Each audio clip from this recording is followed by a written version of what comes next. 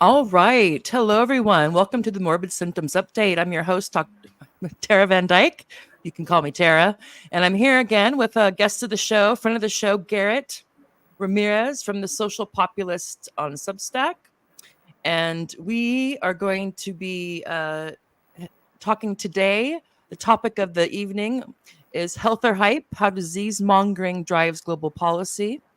Um, with of course will be with quite a bit of reference to COVID, but not only COVID, because there's monkeypox is the new thing now. Various bird flus, avian flu, who knows what. And we're going to get into with Garrett, who's been looking into this for quite a few years from a social populist perspective.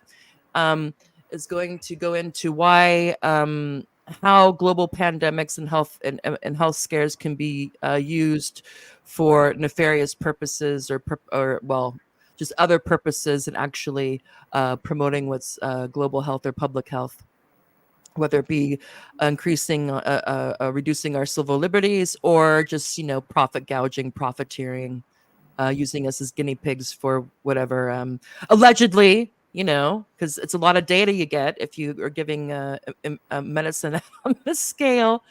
Anyway, Garrett, hello. How are you doing? Hey, how are you doing? I'm doing all right. So, tell me, tell our listeners, how is it that you came to how this came to be one of the focuses on the social populist, global health, public health, and global health, and how what you're the term I think that I first heard from you, disease mongering. If you could kind of tell us a bit about that. Well, this has been an interest of mine going a ways back. Um, I don't have any medical credentials, but I come from a medical family that has been immersed in corruption in some ways, actually. Um, the most famous Ooh. phenomenon of corruption of the medical establishment of the past 20 years, which is the opioid crisis. My father he was a pain doctor through the 90s and the 2000s, and he was overprescribing, according to the federal government. Mm. And he was indicted for fraud and for, actually for, I think, wrongful death because one of his patients overdosed. Um, so for me, it's a bit personal, but in some ways, just that subjective aspect is just me sort of, I think, being aware of certain ugly phenomenon in the health establishment, including the public health establishment, that other people may not have been aware of, particularly on the left. On one level, my father, I think, kind of did embody the sort of greediness that infests the medical establishment. Mm. He was kind of a materialistic guy, and it was hard for him to turn down a money-making opportunity that presented itself through his career. But at the same time, he was also heavily encouraged and maybe misled by the medical establishment, including by the public health establishment, Mm. in being told that opioids were safe and effective, going back to the 1980s.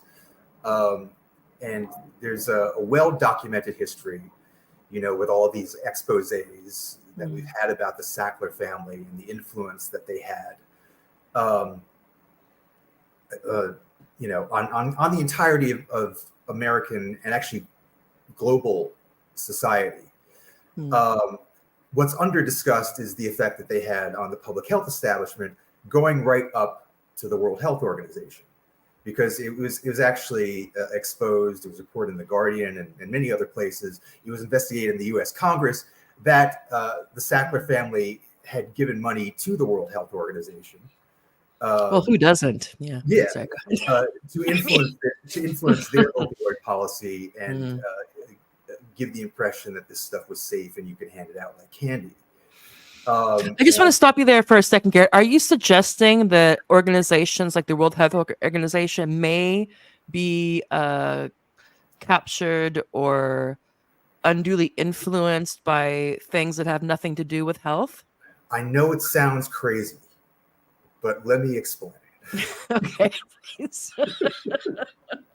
I mean, but yeah, who knew that opiates were addictive? Go ahead. Right. Sorry. Well, go ahead. Unless you're reading the fine print all through the 80s and 90s, you might not know, because they got the biggest, most respected medical journals in the world to sign off on that, to sign off on concepts like opioid phobia.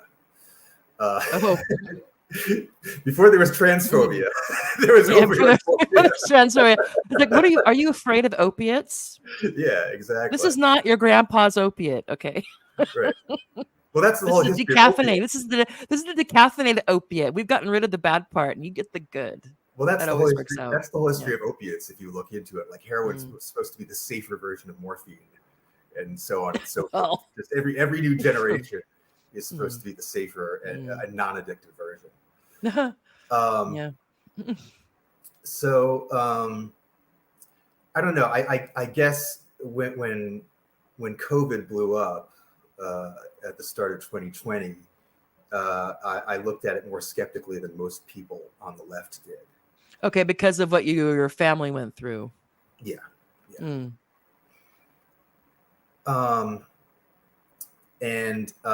I feel that my suspicions were borne out.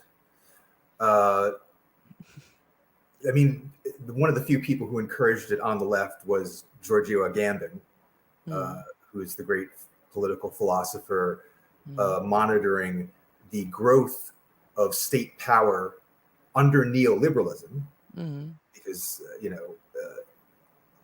Agamben is Marxist influence, and what he actually first published his first anti-lockdown article in Il Manifesto, the major Italian communist newspaper. Not many people know that. For those who think that this is a far right and ultra libertarian position. Well, didn't they accuse him though? Wasn't that the thing? Because I remember vaguely, almost completely canceled. That he was what's up with Agamben? That's what the left loves to do that as well. I think maybe they do it more than the right. What happened to Giorgio? I mean, why isn't he all on board with this? Doesn't he? Yeah, I remember hearing a couple of things that they switched from talking to him to talking about him. Yeah. Like, what happened? Because they couldn't. Does he need to rest?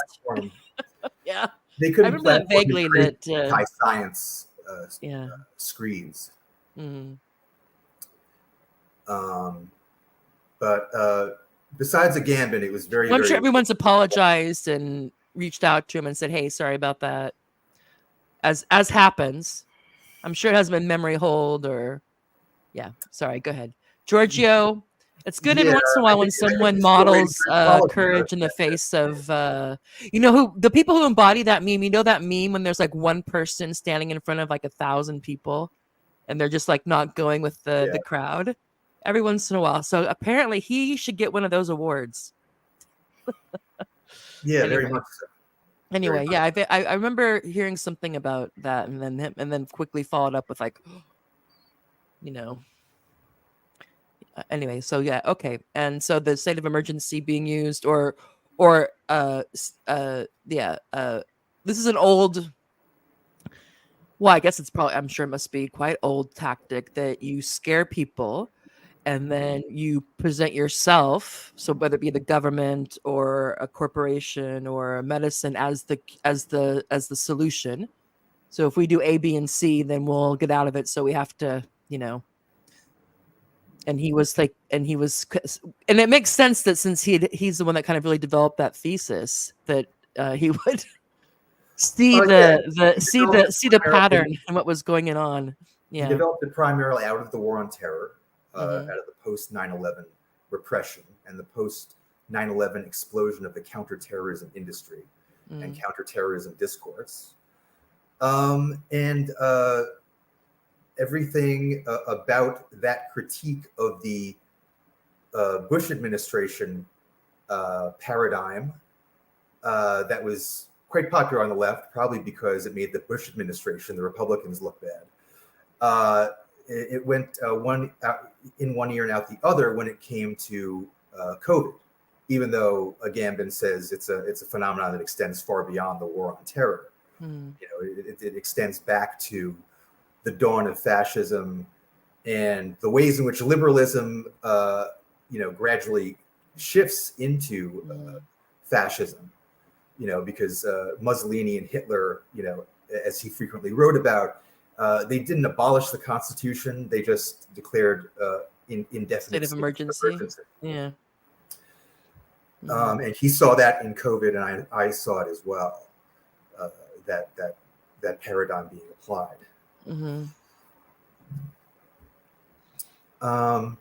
But if I may, and I don't know, and feel free to ignore any question that's too personal. But you did have a public sector job at the time of COVID, yes? Yeah, that's right. I worked in a public school in New York City. I've been working there over 10 years, and they locked down quite hard, starting in March.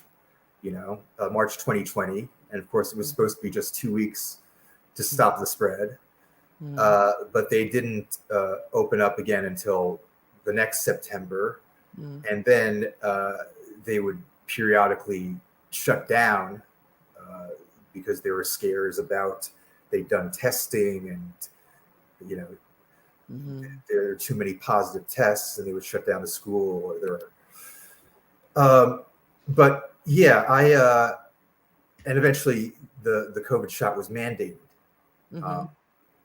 in the fall of 2020, and I declined it, and they put me on suspension without pay for a full 6 months, and then after that 6 months, they fired me.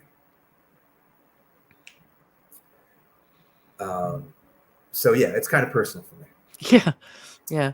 And they said I would, be struck down in the winter of death. They weren't expecting it. They weren't expecting it to be necessary to fire you. I guess they just thought you would succumb to the illness. Right. Yeah. The pandemic of the unvaccinated in 2021, which I miraculously survived. I don't think I got a cold that whole period until Omicron came along in the winter of 2021, 2022. Aryan genes. That's a joke, people. God. Okay. Well,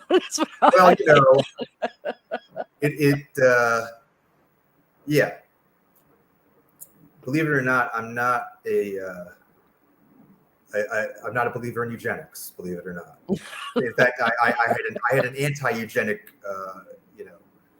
argument against the COVID paradigm. Okay, and I don't know if I don't know if you can talk about this, if there's litigation bearing, but did you have any recourse, especially now how things have, as the information's been petered out, or is it just like, we had the right to fire you and too bad? There's a bunch of lawsuits, and the lawsuits have won battles in court, but they haven't won the war because the state keeps appealing them. Yeah. So I work with an organization called New York Teachers for Choice. Okay. That is involved in several of those lawsuits. If you want to check them out, they have a website and Substack with lots of info on the lawsuits. When the lawsuits are won, I may get some recourse, sort of class action, once the precedent is established. But numerous aspects of the COVID mandates have been found to be unconstitutional. But the state keeps appealing them, so it'll probably go through the courts for at least a few more years. I've always seen analogies to the 1950s Red Scare. 100 teachers lost their jobs for being part of the Communist Party, and they weren't able to get any recourse, back pay for well over 10 years. Yeah. They lost. Well, and of course, the government can keep on keeping on. They don't have a limited budget for when it comes to lawsuits, and they don't want the precedent set. So I can imagine that sucks. Yeah. One of the lawsuits is directed against our labor union, though. Well, yeah, the unions didn't really. It wasn't the union's shining hour, though. It's been a while since the unions had some shining hours. Definitely not the teachers union. Also didn't. They were also on the mandate train. The teachers unions lobbied against reopening the schools in fall of 2021, fall of 2020, and through a good deal of 2021. It's one of the most shameful moments in modern education and the modern labor movement. There were some unions who opposed the mandates, the postal workers union, the transport workers union, but definitely not the teachers union. Okay. And I don't know if your research has gotten into this, because one of the things that I was struck by, and again, at the beginning, I was trying to, because, I was like, you start seeing these pictures, and especially the, like the shutdowns. And then I think the first thing that really got my attention was what was going on in Italy, I think, because we were in, we were here by then. Yeah. And just try to be like, okay, well, because I remember hearing about, every once in a while you hear about, there's going to be this crazy flu, and that doesn't really happen. And then I remember when avian, whatever that was going, because I remember I was actually in Asia at the time.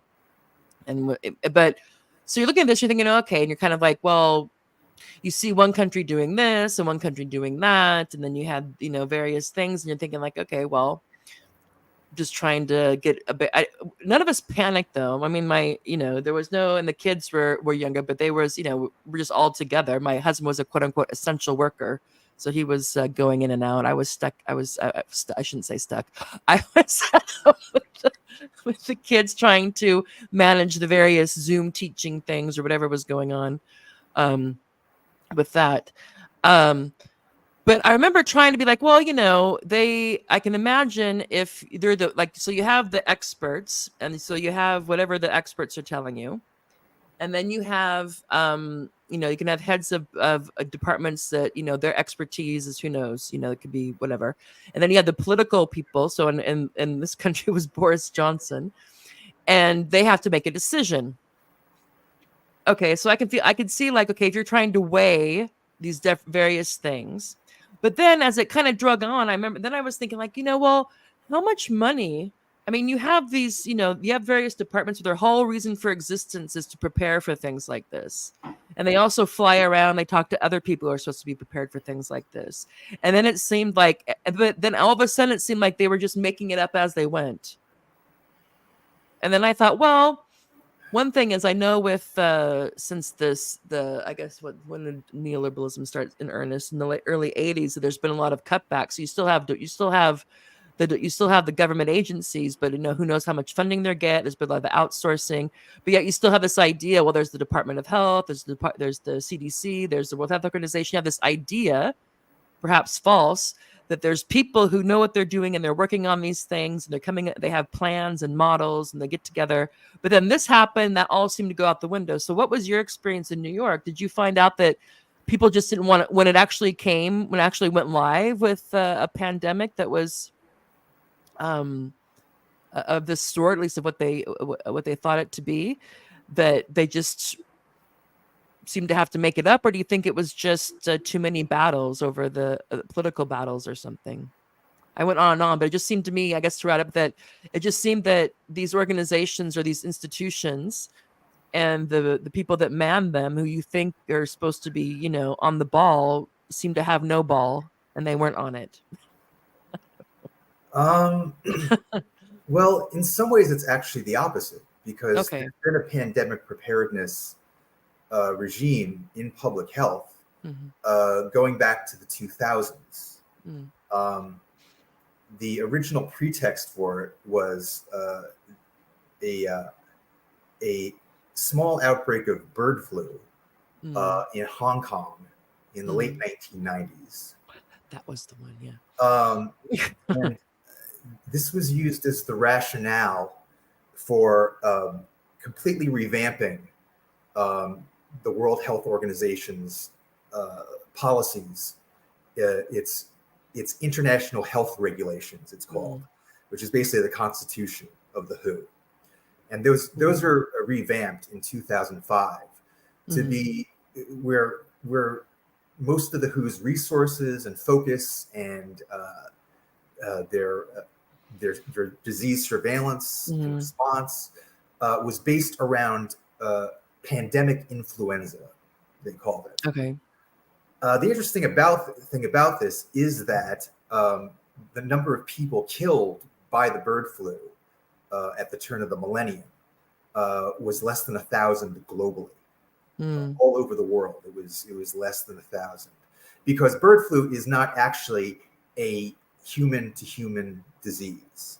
It's not actually a respiratory disease for humans. It's not aerosolized. It doesn't come from droplets out of your mouth at all, actually. Despite a lot of fear that's been around bird flu this past year. Bird flu primarily it's kind of a blood-borne disease. Humans get it when they work with livestock long term. Those are the people who have gotten bird flu. And so it's bird to human contact, not just hachoo and then right. Okay. Bird flu. Thank you, because I'm also not a medical background. Bird flu. I know what aerosolized means. Yeah. Unfortunately, at this point, we all do. Although if you really believe in aerosolized, you shouldn't believe that masks work, because obviously, if you're breathing the air, then you're breathing what's aerosolized. Yeah. But in any case, do you maskers? There's still people with the mask. I think some people just really like the mask. Anyway, their body, their choice. That's true. No, I know. I just every once in a while I'm like, still with the masks. I'm like, okay. Yeah. Although, I guess it's become because maybe the Asians, not. I shouldn't say all Asians, but the first time I noticed this was when I lived in. I noticed it because many moons ago I worked in South Korea for a year, and then I worked in Shanghai for a year afterwards, and I noticed that when they didn't wear it all the time, but when someone was sick, they'd wear just a mask, and I just figured, it's kind of probably like a politeness thing, so I care about other people. So I have a cold, I'm going to wear a mask, even though, I don't know how much, but it's like, okay. But now it's like people, I never liked the masks, but I guess, there's a lot of people. I also didn't have a pacifier when I was a kid. I mean, I don't know. But yeah, I noticed that they're still with the masks is interesting. Yeah. But, whatever. People like it, go ahead.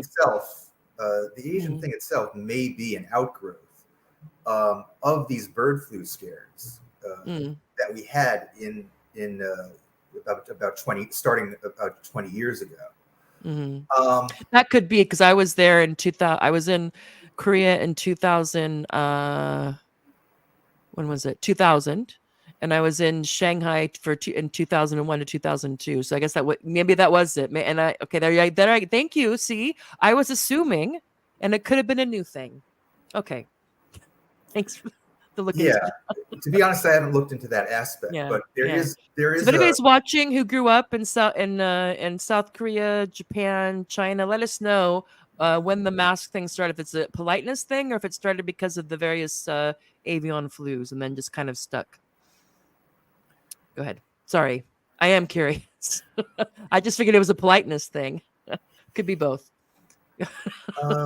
Yeah, I don't know. So I don't know, because I know, so like with Japanese women, I remember like they're the most polite. Like if they have to cough, they're like this, and if they have to do anything, it's very much, at least not all of them, but the Japanese women I've been around in that area. So sorry, I don't want to, stereotype. At the same time, I mean,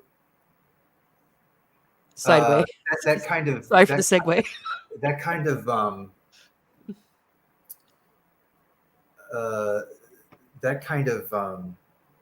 don't know what you'd say, that type of protocol, that type of germophobia, if I may call that, doesn't seem hypervigilance. Does not seem indigenous to working class Chinese people, in my experience. Probably not. Chinese Yeah. immigrants. Yeah. Sometimes people criticize them for, not, covering their mouth when they cough, etc. That's true. That's Something true. I That's true. observed in the early 2000s before all this Yeah. COVID stuff, Yeah. of course. But I don't know if that's indigenous to Asian cultures in any way. Honestly, I mean, it Anyway, varies side from note. country to Side note. We country. might cut that But, out. but my observations of working class Chinese people is that they're if anything tend to be less uptight about coughing and sneezing than Westerners are. So I would like to look into that mask thing more. But the whole Chinese thing is actually very interesting because the people on both the right and the left sort of associate China with hypervigilance about COVID and about pandemics. But I think there's a lot of evidence that this has been foisted on China by the global health agencies. Okay. Because, as I said, you had these massive scares about bird flu starting in the late 90s. And the public health establishment, put out so many warnings, declared emergencies, not necessarily pandemics at first, but all these warnings that it damaged the Chinese economy in those regions like Hong Kong, which is a very important economic region, and discouraged people from traveling to Hong Kong, discouraged travel out of Hong Kong. So there was a lot of pressure by the public health establishment for China to be hypervigilant. And I think you could say it was imposed from outside because at that point, China was not a major funder of the World Health Organization. It is now. I think it's in the top 10 of funders, not in the top 5, but in the top 10 of funders. But 20 years ago, it wasn't. Someone who was a top funder of the World Health Organization 20 years ago was Bill and Melinda Gates and their foundation. Hold on, I have a visual. Garrett was teasing me about my visuals. Hold on. Oh, here we go. Yes, the Gates, because I was playing around with titles for this segment, and one of them was the Gates of global health, private power, and public pandemics. Do you get the double meaning? I liked all those titles, by the way. You said. I was pretty like I was like I had and I thought I'll ask him. So I'm glad you got back to me. Anyway, here we go. Bill Gates. Yeah, Bill Gates is interested in global health. Yeah. The title of the article, the title of the article that I worked on was called "Private Interests in Public Health," and that's a big part of the Gates Foundation. And this is actually, pretty well acknowledged in people who study this stuff. Sonia Shah, who's one of the bigger science journalists in the world, she actually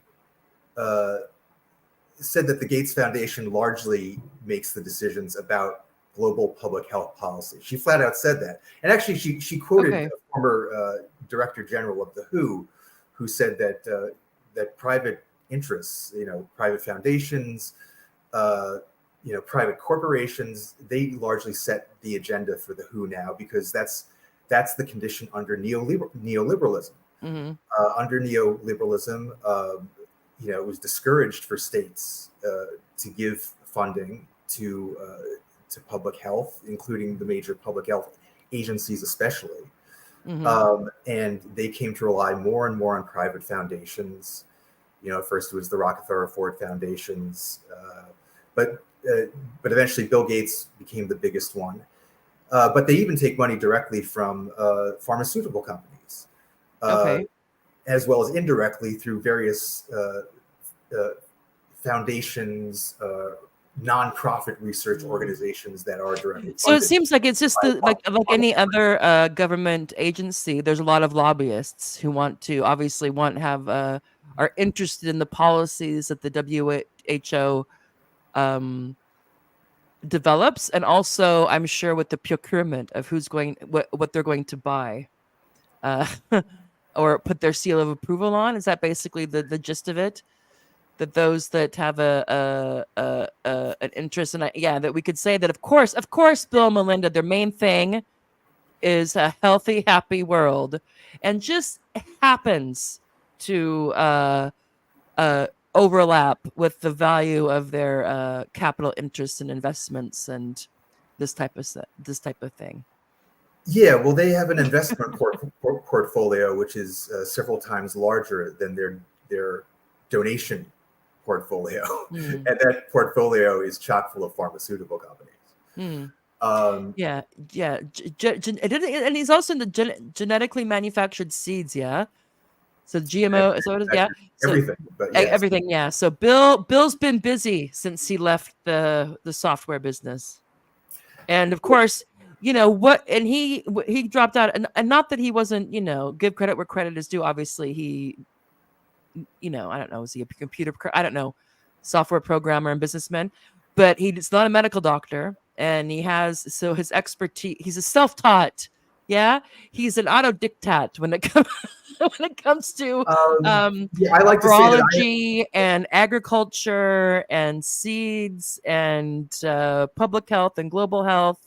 He's just really a Renaissance dude. Yeah, well, when people ask what right I have to talk about this, I say I have the same medical credentials as Bill Gates does. Yeah.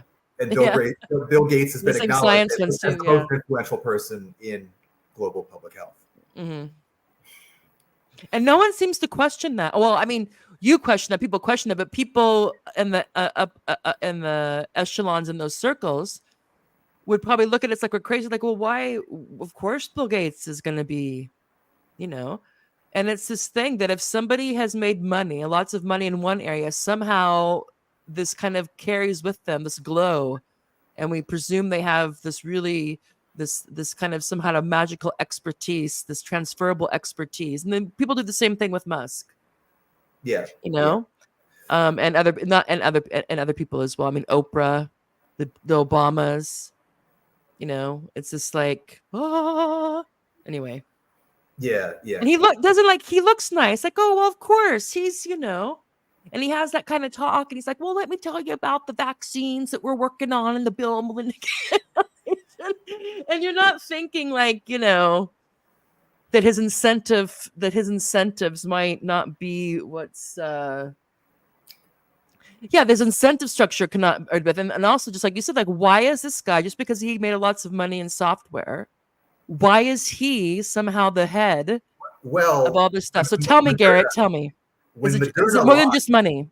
Is it more than just money? When Moderna launched its mRNA COVID vaccine, it said they were updating the software of life.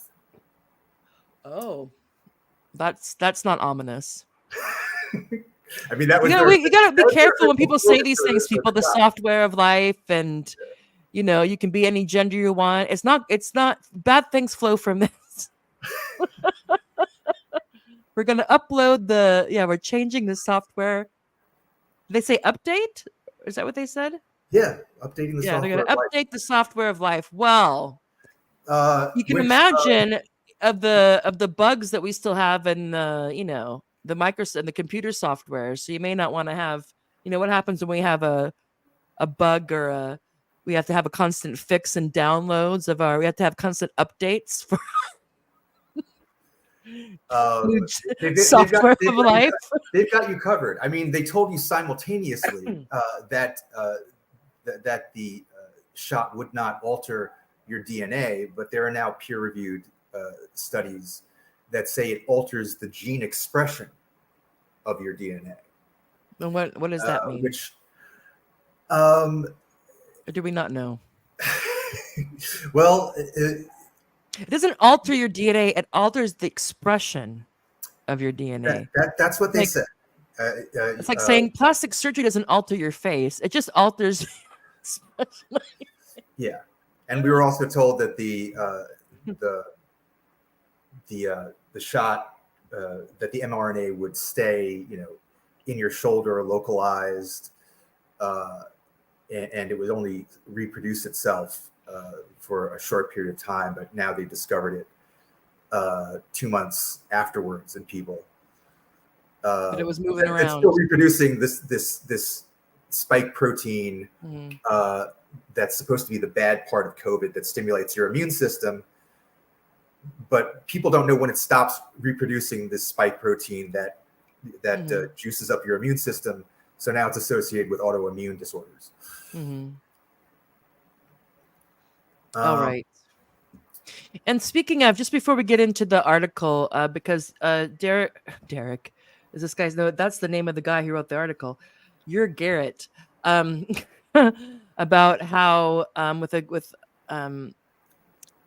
another David Bell, who's from Texas, the Brownson Institute in Austin, Texas, called Pandemic Preparedness and the Road to an International Fascism.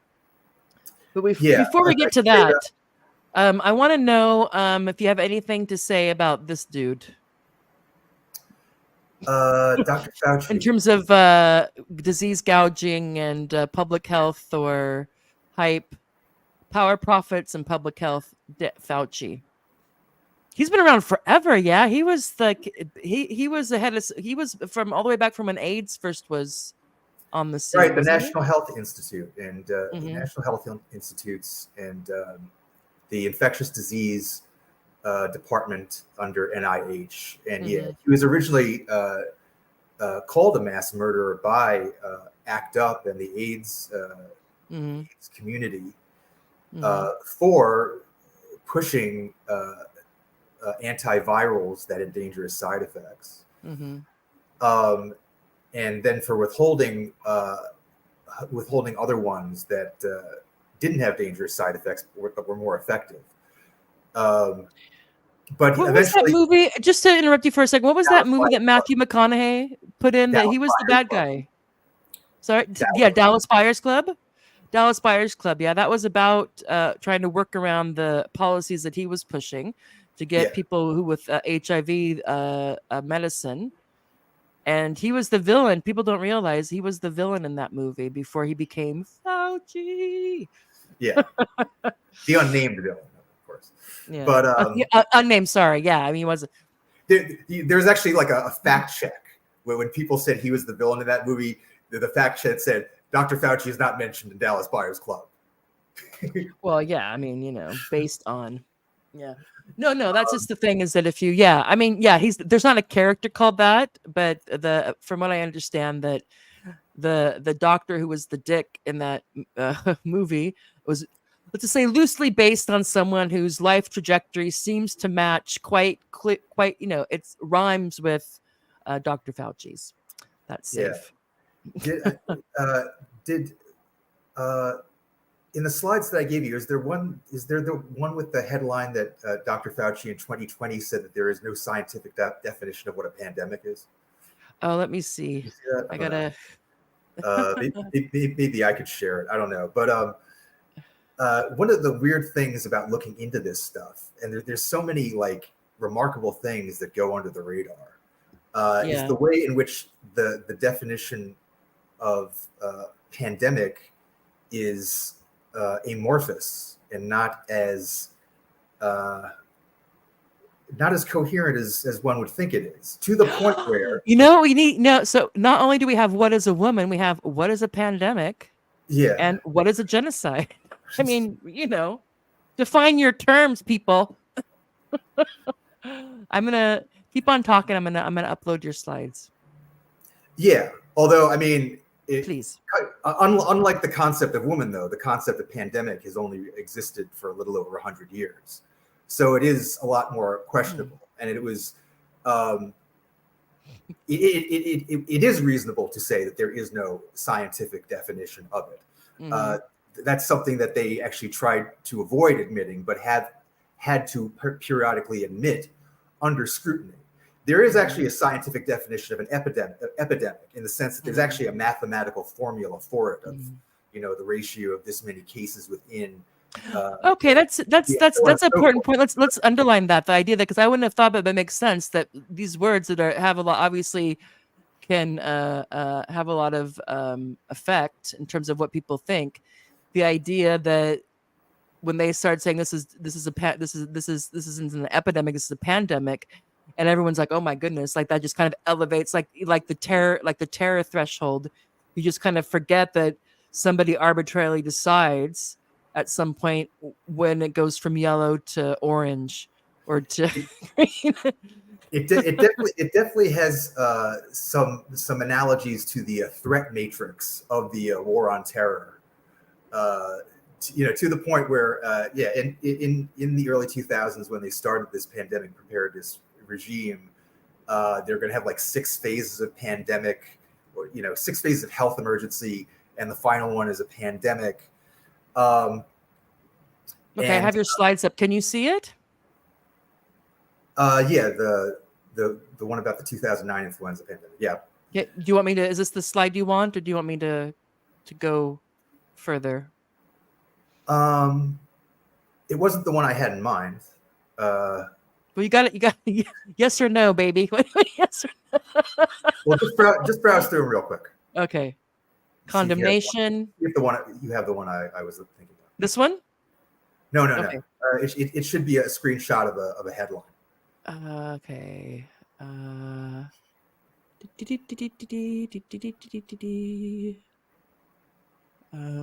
Okay. Unequal pen. No. Okay. Hold on. Is this the one? Let me get the thing off. Yay. Is this one? Unscientific criteria from pandemic presented at WHO website for over 4 years. Is this the one? No, actually. Nope. Well, okay. That's the last slide I have, though. So I could talk about that if you want. Yeah. Well, you got these are your slides, Garrett. I know. But we're all just.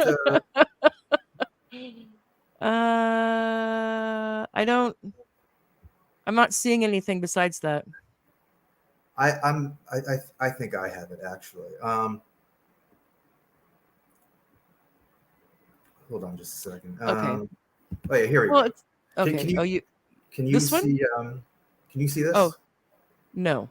See a CNN screenshot? I don't see anything. Okay. All right. It's okay. Okay, so let's just fine, whatever. So why is it significant? Let's just backtrack. We thought we had something, but we didn't. It's okay. So why is it significant that to underscore that there is no accepted definition or criteria for when something enters into a pandemic rather than an epidemic? Well, it means that it's arbitrary. So people are having their basic human rights violated for something that's completely arbitrary, and the definition can be abused by governments and corporations for their own self-interest. Okay. So to flip so once that switch is flipped, when we say, okay, no, this is a pandemic, and certain things fall into motion, and people have this idea, oh, it's a pandemic, and they think that this is something solid when it could be that somebody had to make a determination. Okay, it's a pandemic now. That means we're going to do these measures kick in. Yeah. Okay.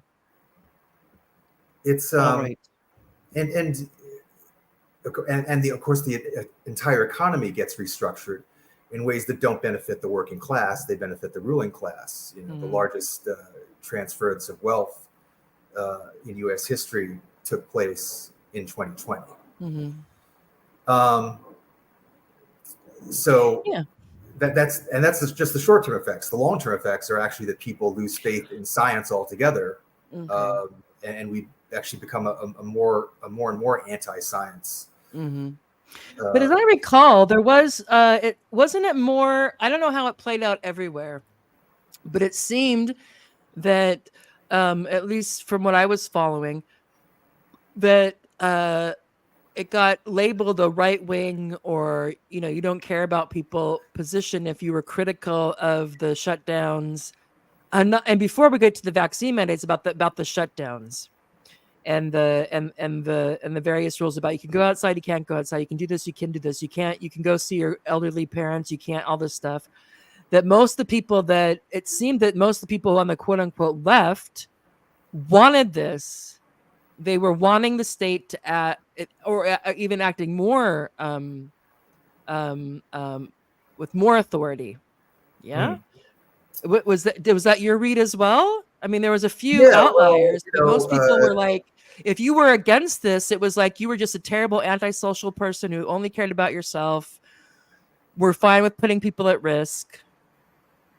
That's the kind of the vibe I remember having. Yeah, it would have been interesting if Slavoj Žižek engaged with Giorgio Agamben, who most people would consider to be, or in the past at least, they would consider to be his intellectual academic equal, but he didn't. But Žižek, for instance, went on a campaign for a new war communism, he called it. He said that the war on the virus was a good thing because now we could have war communism. Yeah. Well, yeah, that was his he's, and I think he still has this idea that, again, with the idea there's these whether they be threats or contradict or things that are looming that require a global level of governance. So whether it be all the scary stuff, yes, whether it be like the climate refugees, also with climate change and with all this other stuff, I guess now with the the idea that there's going to be this steady stream now of or possibilities of global health issues, that you need a global organization, bureaucratic in the background, kind of humming along. Yeah. And the fact that he, as far as I know, hasn't reflected on, hasn't really, for some reason, been able to take what happened in its entirety to reflect on his position one way or the other is interesting. It's noticeable. But then he subsequently got canceled because he really has issues with Russia. And so that put him on the outs with the left, because the left is seems to be the anti-war left, at least. The anti-war left that's anti-war when it comes to Ukraine. But that's a separate issue. But yeah, that is true. And I think he was one of the few, and I can't remember if other bigwigs. I mean, Chomsky was also very much not down. He was not down with it for being someone who's very much into civil liberties and whatnot. He was very, or like an anarchist, in the day, at least. Well, an anarchist, not like he wants to burn down everything, but that he's very skeptical of concentrations of power and authority. He also was fine. So I don't know if it's something about the health thing or the age thing that it causes people to fear or the unknown when it's actually something real rather than hypothetical, that they kind of all were really for these measures, and the people who weren't were antisocial, didn't care about anybody but themselves, this type of thing. Yeah, the truckers, those evil truckers in Canada. There is a faith and expertise in the natural sciences, I think. A deference that people in the social sciences seem to have towards people in the natural sciences. And I guess they include medicine in this, even though medicine intersects substantially with the pharmaceutical industry, which we know is the most corrupt industry in the world, and has massive influence over, biotechnology and medicine. So that is a major oversight on their part. This idea that somehow certain professions only attract the most fantastic, like pristine people, and that the institutional and other things don't have an effect. I mean, it's the same thing I think that I've also learned. I came to consciousness about this at the same time that I started to be thinking about what's going on with this COVID stuff. This seems, some of the things that they're saying just really don't make a lot of sense. And then then you start thinking about the gobbling up of assets and all this stuff, you're like, But when as it also, just to bring up this, I don't want to get sidetracked into gender ideology, but you have, biologists, doctors totally going along with this gender identity craziness, which is completely subjective. There's no material basis whatsoever. But there's this pressure. I don't know if it's this groupthink or flack or what it is, that they go along with it. And if you'll go along with with a female men and male women, and Yeah, what if you're a biologist, if you're a medical doctor, or just a regular, I mean, really anybody, what would you not go along with? Yeah. And now we see it. Yeah, the COVID stuff, you have, it's self-defense, no matter what Israel does, it's self-defense. So we really have to be wary. We really have to, and I agree with you, it's difficult because you don't want to have this you got to trust somebody. I mean, there's always going to be, what I know is always going to be dwarfed incredibly by what I don't know. We have to be able to trust, have a certain amount of trust for people and institutions, or how's this going to work. But at the same time, you don't want to,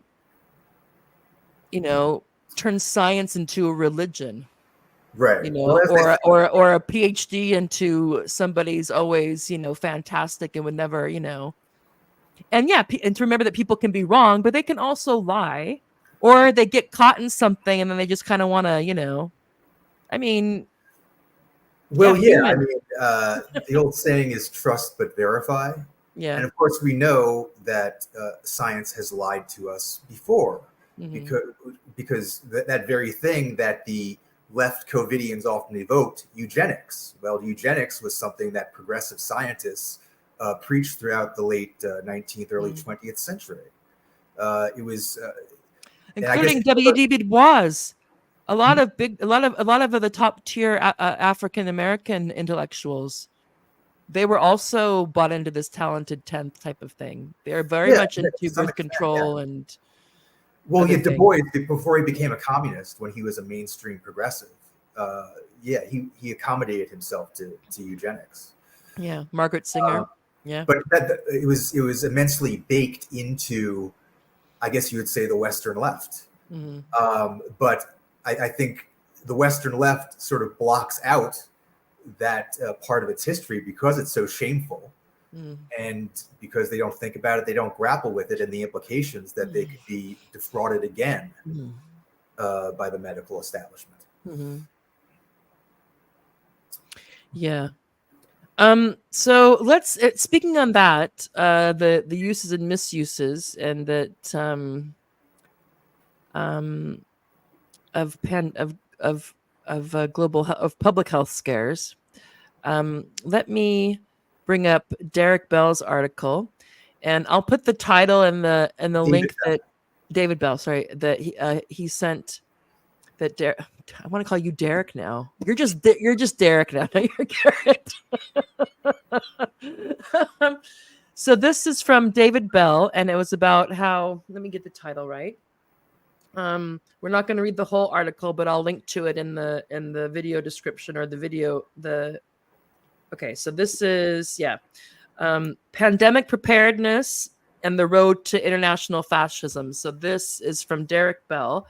And the overview of this article, he gives some historical context. Do you want to read this out, or sure? And then stop when you can stop whenever you want to elaborate.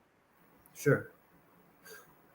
The article begins by reflecting on the World Health Organization's original mission, which emphasized human rights, individual freedom, and community participation in health decisions. The post-World War II period saw the establishment of democratic institutions and human rights norms, which have been eroded over time. The response to COVID-19 is portrayed as a deviation from established public health norms. The author argues that the pandemic was used to justify extreme measures, including censorship, coercion, and suppression of dissent, which are compared to the methods used by fascist regimes. The article highlights how decades of increasing influence from public-private partnerships, particularly those involving large foundations like the Bill and Melinda Gates Foundation, have shifted the focus of global health towards the interests of wealthy donors and corporations rather than public welfare. Okay, so this is the overview of David Bell's article, and I think, which isn't a mainstream journal. I should mention, by the way, you said the Brownstone Institute. The Brownstone Institute is a conservative-leaning think tank that funded this research, but David Bell himself is a medical professor at the University of Leeds, and he's actually done some like COVID-critical, pandemic-critical, public health establishment-critical scholarship for the University of Leeds.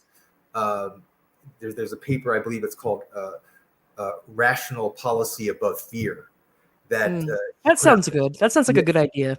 Yeah, it put out last year, and it's like a 50-60 page study taking apart the health statistics that the World Health Organization produces and finding that their basis is not very strong, or at the very least that there isn't much transparency around them.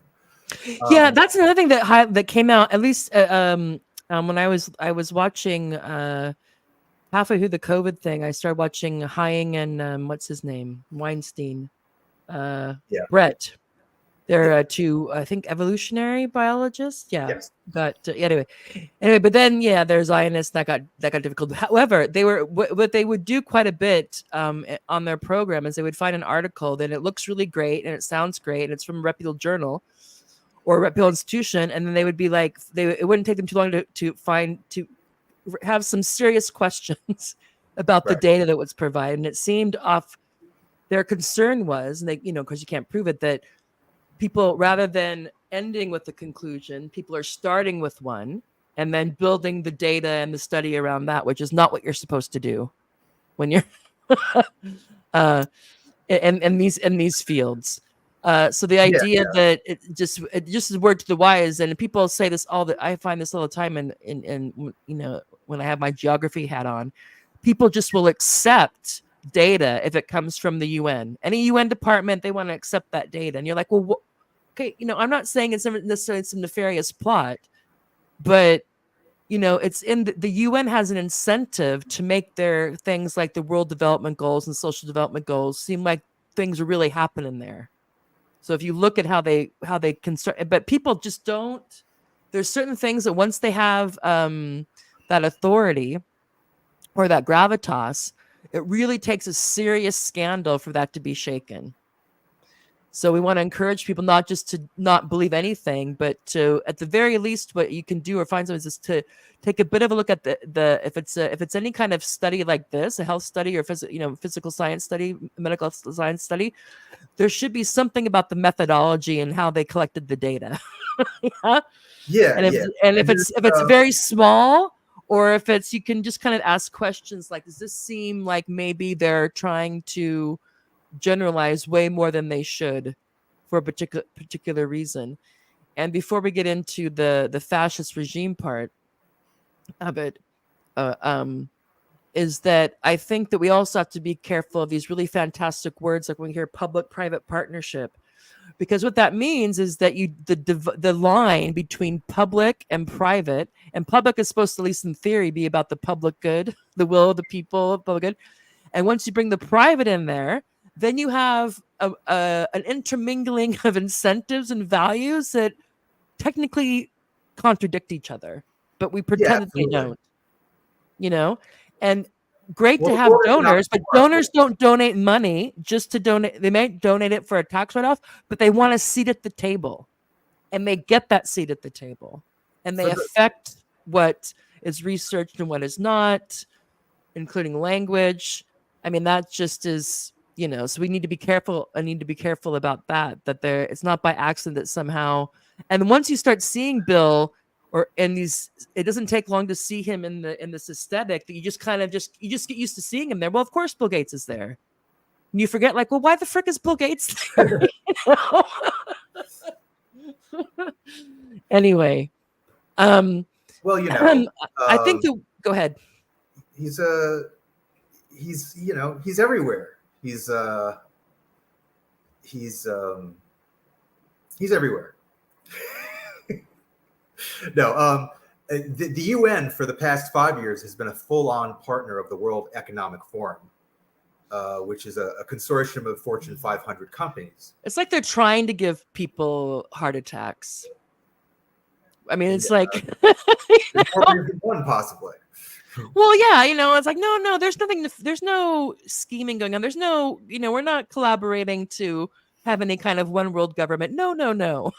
But yet all these global institutions or large regional institutions are hanging out all the time, trying to coordinate their policies.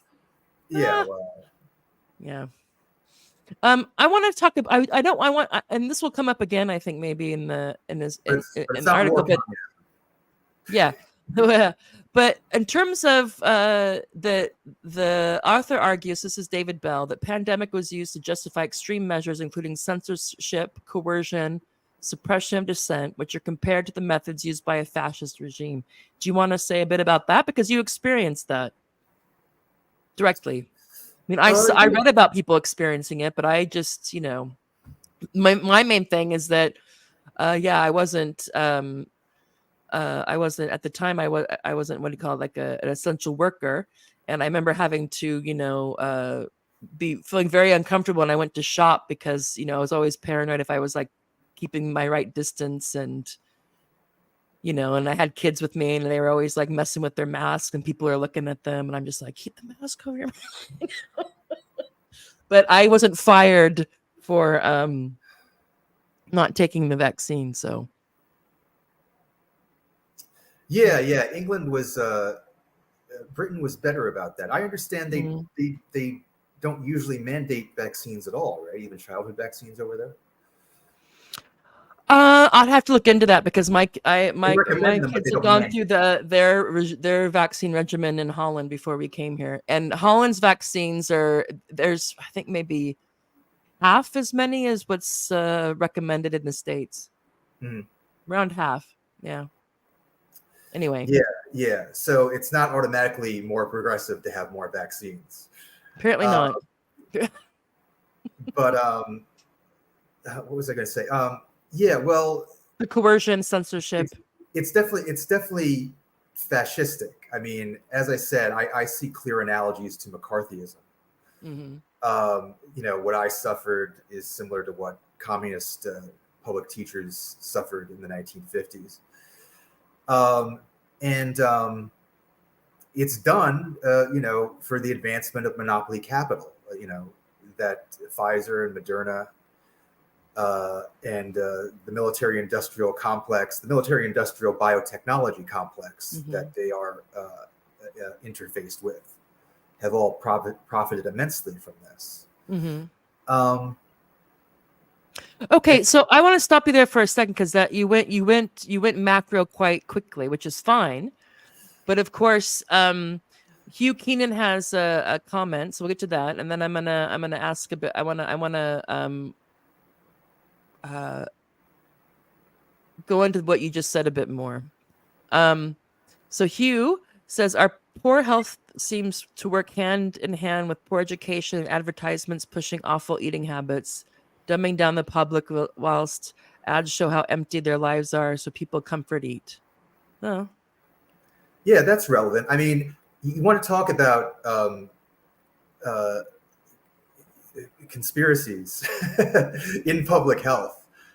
It was actually a headline in The Guardian uh, around 10 years ago, or maybe more, when The Guardian was more anti-establishment. The headline was "The Sugar Conspiracy."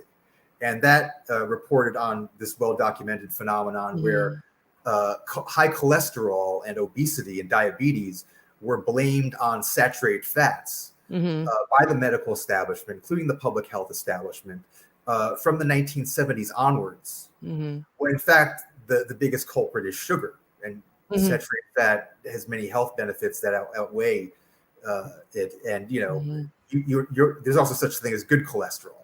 So Yeah. a lot of the hype about cholesterol and the direct connection between cholesterol and heart disease was bad science that was influenced by corporate food interests. While they encourage us to eat carbs freely, which is what really led to an obesity diabetes crisis. No, I remember like that. I remember when I first learned about how the food pyramid was bullshit. Yeah. Yeah. And they keep on going back and forth on red wine. I'm like, look, I want to know how good I can feel about my wine intake or how bad, that I enjoy it more, but whatever. Hugh also says during COVID, people were given money to comply. It worked. It wasn't a lot of money, but it was some money. There was furloughs. Here they have the furlough thing. So if the government helped cover salaries for people who were working. And then here they also had universal credit, which stayed the same, I think. In the States, there wasn't too many. There was like 1 or 2 payments, like $600 or something, which is not a lot. A lot of better than nothing. A lot of people are given free money, including the doctors and the hospitals. Yeah, yeah.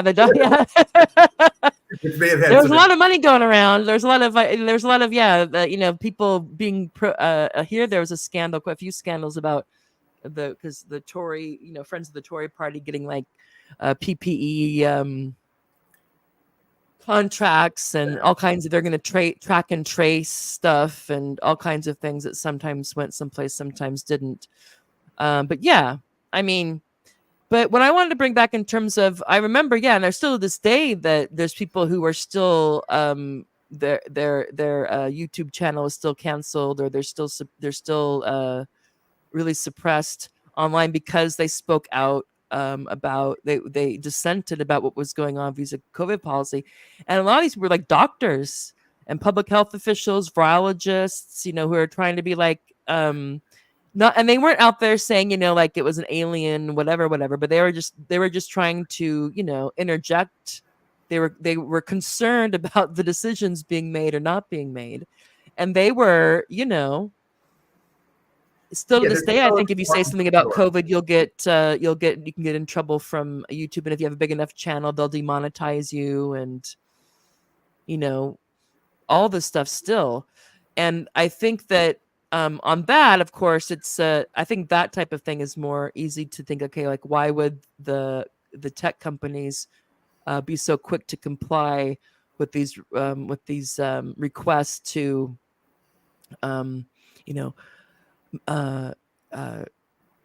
monitor? I guess they don't want to say censor, but it's censoring, misinformation or disinformation about COVID.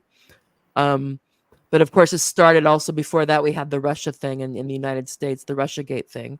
And of course, these large corporations often have a variety of interests. But the people when you get into the unions and the individual things, I mean, I think it's also when people are uncertain and scared, they tend to be, we tend to agree or want these kinds of restrictions. So on the interpersonal level, there was people who really did not like it, if you were not following the rules. Mm-hmm. I don't. So I just want to think. I think that there's various levels of analysis. I don't dispute the fact that lots of corporate interests made lots of money, and there was a huge wealth transfer as a result of how this was handled. And that looking back, it makes you wonder, like, okay, was that just people acting opportunistically, or was there some sort of thing like, hey, this will give us a chance to do some things that we wouldn't not like a crisis go to waste type of thing? What do you have any idea? Like, I guess it could be a country by country thing. What the mix was. Are you talking about the average person who became a pro-mandate, or are you talking about? Well, what I'm talking about is that when you mentioned that with the censorship and the inclusion and suppression, that this restriction on our civil liberties was advantageous to economic interests, to certain economic interests, obviously, big, pharmaceuticals being one of them. And so my question is, I'm saying I don't dispute that, but my thing is that was this some people think that you have these things, they're on the shelf, and people are waiting for the right opportunity to be able to push things through that they wouldn't normally be able to push through. Yeah. So do we think it's more of that, or is it just that people were acting opportunistically?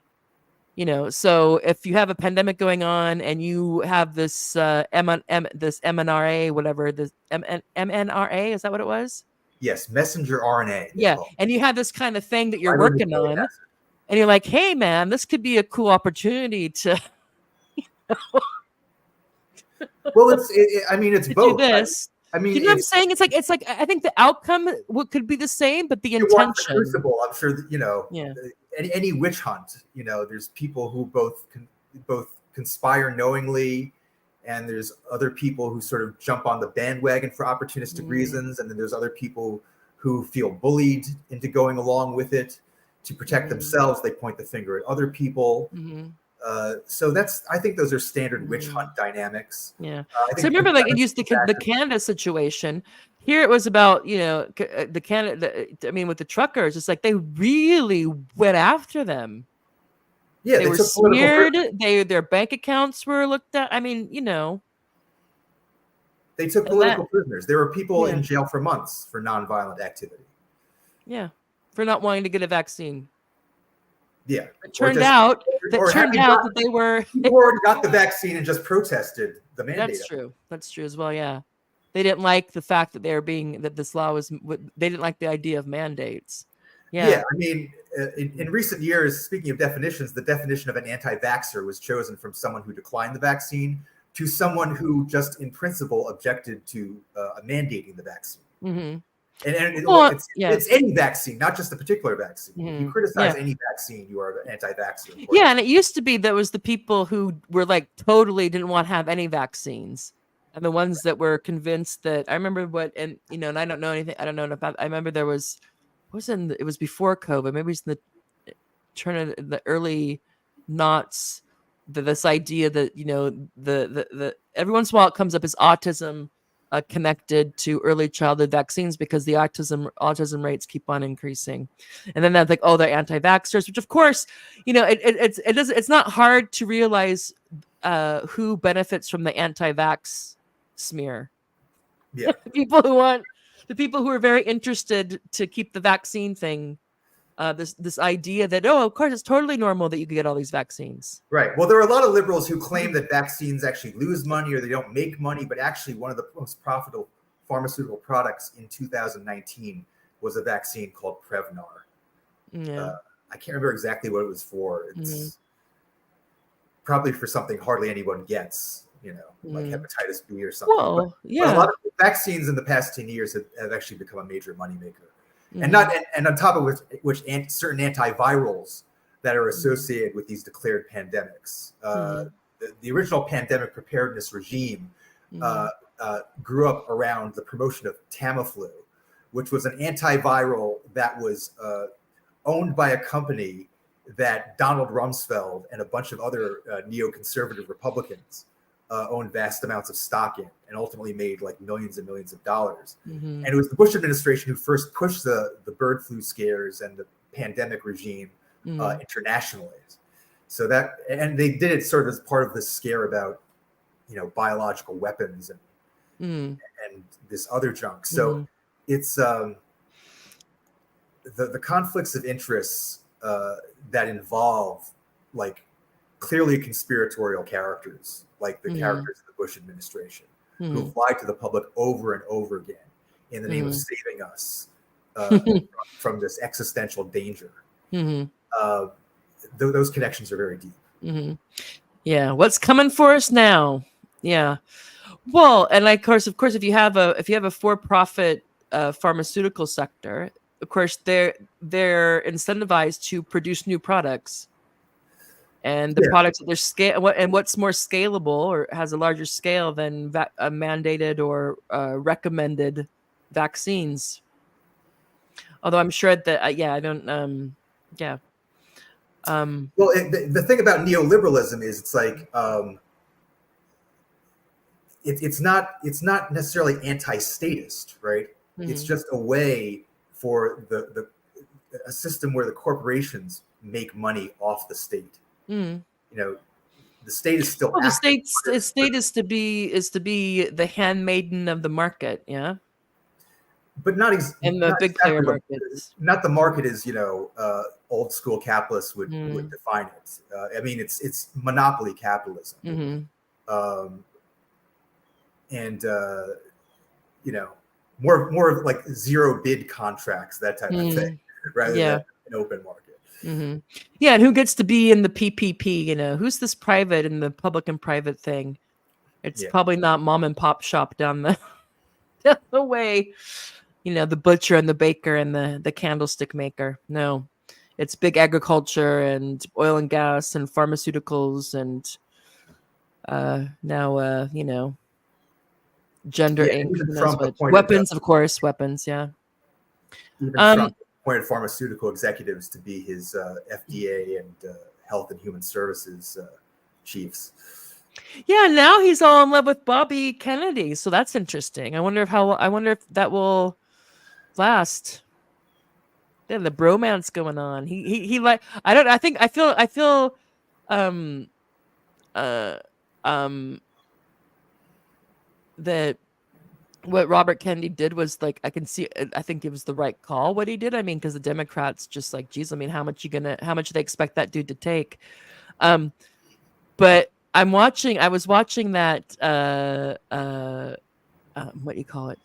When he did this first campaign appearance with Trump, and Trump is over the moon. He's loving this, and I think I'm not in Robert Kennedy's mind, but I think that he's like, he's comfortable. He's made his decision, but I'm sure he's not pleased as punch that he's sharing a stage with Donald Trump rather than in more comfortable circumstances. But I was like, it must be nice to be celebrated. And he's like talking about we need to remove the corruption from our our government regulatory agencies, and the people are cheering, and don't you want clean air and clean water? And they're like, yeah. And don't the pharmaceutical and big agriculture shouldn't be regulating themselves? Like, yeah. And I'm like, okay. But I don't know if you watched all that or what you make of it, given the fact that it's kind of interesting to see Trump all of a sudden now, at least this week, decide that he wants his legacy to be basically making Robert Kennedy's dreams come true. Yeah, I don't know. That's a really tricky relationship. On public health. That's a really tricky relationship because RFK was talking with Trump back in 2015 about a government commission investigating the side effects of the childhood vaccines. And Trump said he was going to do it. And then he never followed through on it. Mm-hmm. And Bill Gates told a story that Trump asked him what he thought of it, and Gates told him it would be a bad idea. And Gates also claimed that Trump asked him to be an official medical advisor to him. Trump likes having these guys at the table, yo. He likes being in that club, I think. Mm. Although Bill Gates and Robert Kennedy, Kennedy has the Kennedy name, but he's the black sheep. Because he's also like, he's the anti-vaxxer. He's the, whatever else they say about him. Yeah. Kennedy claimed that led to a meeting that Trump set up between Kennedy and Fauci, where Kennedy says that he humiliated Fauci. This is a private meeting, but there were like a dozen, officials and whatever there, and that they were going back and forth citing this study. Oh God, yeah. And then Dr. Fauci couldn't back up his citations, and he said he left the file back at the office, and that's his story. I don't know, But to be fair, Robert Kennedy is a lawyer, and so he kind of rapid fires at people. He's like this, and if you don't, if you're not expecting it and you don't have it on the tip of your tongue, it can be hard to do it. Although you would think that I think Dr. Fauci is pretty, savvy. No, but I mean, yeah. But I don't. Yeah, I'm sure that. Yeah, and He definitely handled Rand Paul very slickly. Yeah. Well, yeah. Yeah. No. So we'll see. So I hope that Trump sometimes changes with the wind, but hopefully, I can't. If I compartmentalize how terrible they are on Israel, I cannot say like, this is a good thing. If it actually, if Trump wins and he keeps his word and and it's not just bullshit, because Trump can say this, but again, we also know that the president is not all powerful. So the idea that he could say, I'm going to set up this special committee, and what's he going to do? Like, give the call, like, hey, give my friend Bobby anything he wants over there at the archive. Well, I heard someone say the best case scenario would be is if he gets a cabinet position, if he's the Secretary of Health and Human Services, because then he would be above Fauci or the Fauci equivalent at the National Institutes of Health. Yeah, right now they just are talking about committees. Yeah, like he would be. It was on to tackle. What was it? He's gonna, maybe it's almost like he's the new Jared. Yeah, because for the first campaign, Jared was getting all this stuff, and now he's saying that Robert RFK is going to be, what is it? Something about assassination. So he's going to be, even though Trump said he'd release the Kennedy stuff, they all say it, and now he's really going to do it, and he's going to be at the forefront of getting to the, looking into assassinations and assassination attempts, and looking at the chronic health crisis. And there was something else, and I thought would be great, though. I thought would be interesting to really make the people on the other side, just to be mean about it, is like to make him the head of the CIA. Oh yeah, that'd be interesting. Huh? That'd be very interesting. Would that be like, it's like, or the AG maybe?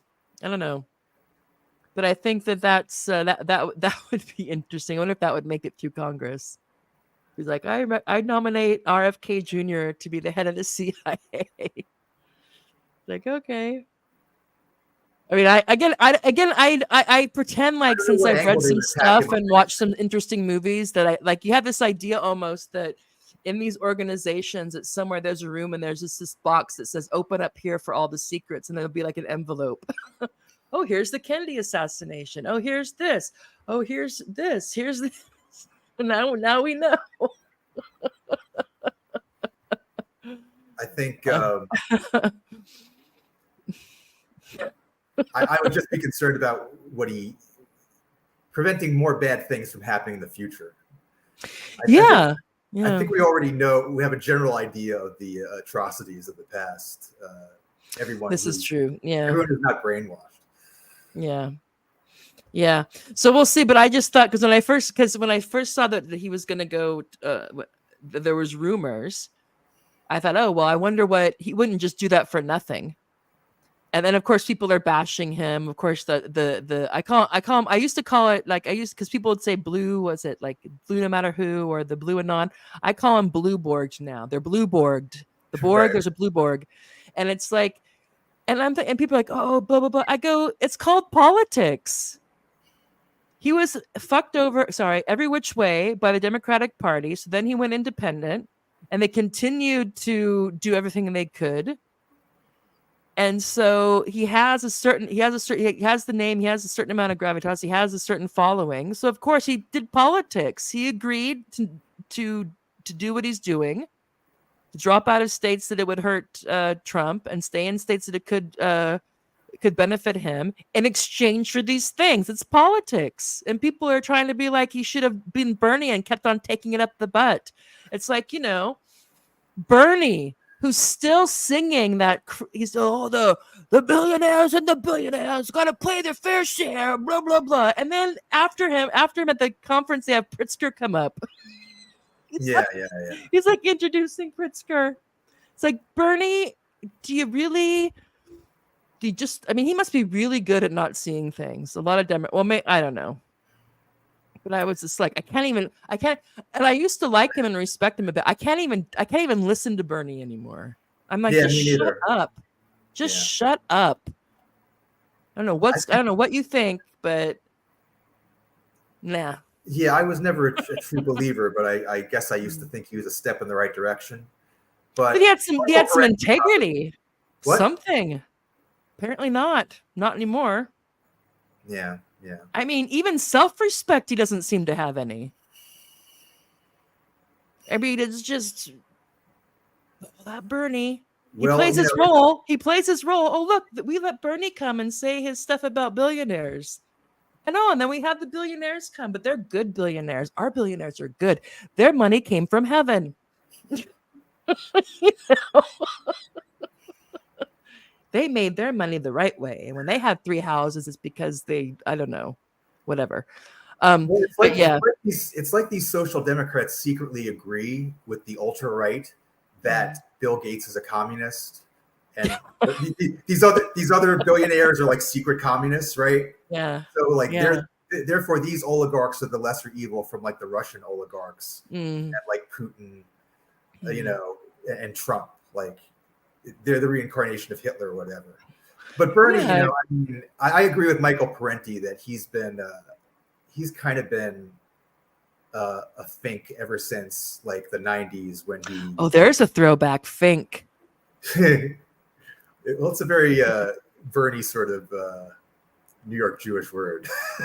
You think, but you know that he was never as radical as he sounded, because he hasn't had a consistent critique of imperialism since the '90s. You know. Well, and he backs down every time. He says some stuff, and then now he just gives cover. It's like he's just one swatch in the Benetton ad, you know. Like, oh I look, think he's, you know, there's like he want, and it's just like there's a boundary between opposing Republican wars and opposing Democrat wars. I think. Yeah. I mean, Bernie. But I mean, any policy, I agree with you that he's never focused on it. But even things he claims to care about, there's no fight in him. Yeah. There's rhetorical, but when it comes to actually having to have a backbone to say no or say I'm going to do politics, like seriously, he doesn't do it. Yeah. And then at a certain point, you're like, he's not, and people still being like, oh, look at Bernie's speech and this and that. And then you have the DSA guy, that guy who used to be the head of the DSA, who's the nation, saying, oh, this is, there were some bright spots that we should, in Harris's speech. I'm like, is there a mind wipe chip that you guys get? Or are you just like pretending that it's raining when people are pissing on you? I'm like, what the frick? It's like, are you lying to yourself or to us, or what's happening here? Because this is crazy. This is crazy town. The U.S. left pattern for the past, I don't know, 20 years. Like even defending, say, Obamacare when it came out. Even though it was essentially a health insurance industry bailout. Yeah, it was welfare for insurance agencies. There's some people that are a go-between. And I think it's the same thing. They love this, and the corporations love this because it's a subsidy for them that just kind of briefly goes through somebody else's pocket. That's all it is. Yeah.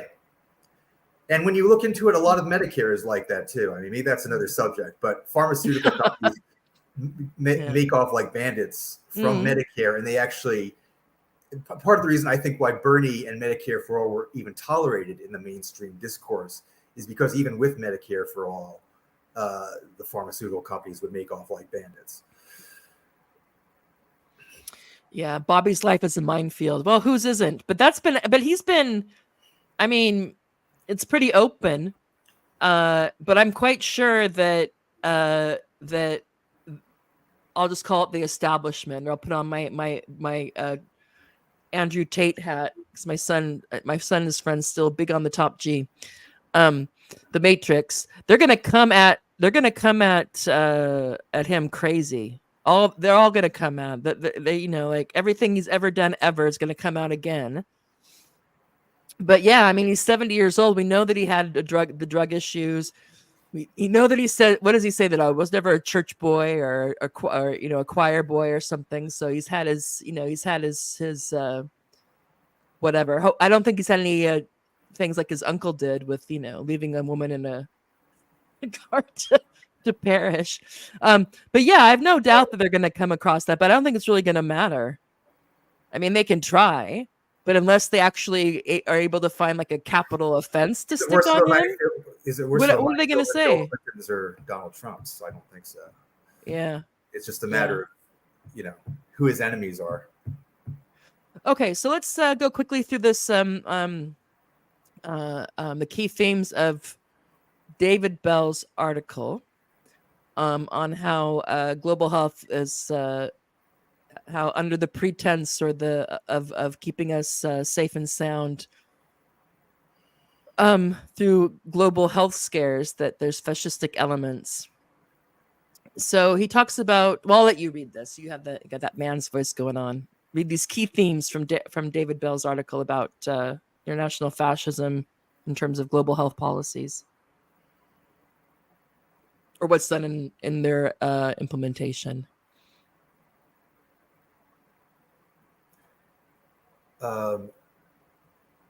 What is? Do you want to read this? Oh, the what do you mean? Point 3? No, read the whole thing. Oh, okay. I thought I already read it. No, this is a different. Isn't this? This is an elaboration. Yeah. Okay. The article asserts that the COVID-19 response has led to a significant erosion of democratic principles, with governments and international organizations imposing top-down controls without adequate public input or consideration of human rights. There is a concern that public health has become a tool for centralizing power in the hands of a few, often aligned with corporate interests. The WHO and other international bodies are seen as increasingly controlled by private interests, which dictate health policy to suit their agendas. The author argues that fear of death and disease, amplified by the media and public health authorities, has been used to manipulate the public into accepting restrictions on personal freedoms. This is seen as a method to enforce compliance with government directives, much like historical fascist regimes. Okay. So again, the theme he's using is that, yeah, we wouldn't normally, or maybe we should, but at least I wouldn't before a doubt consider that global, either public health issues or even global health issues, would be a Trojan horse for the consolidation.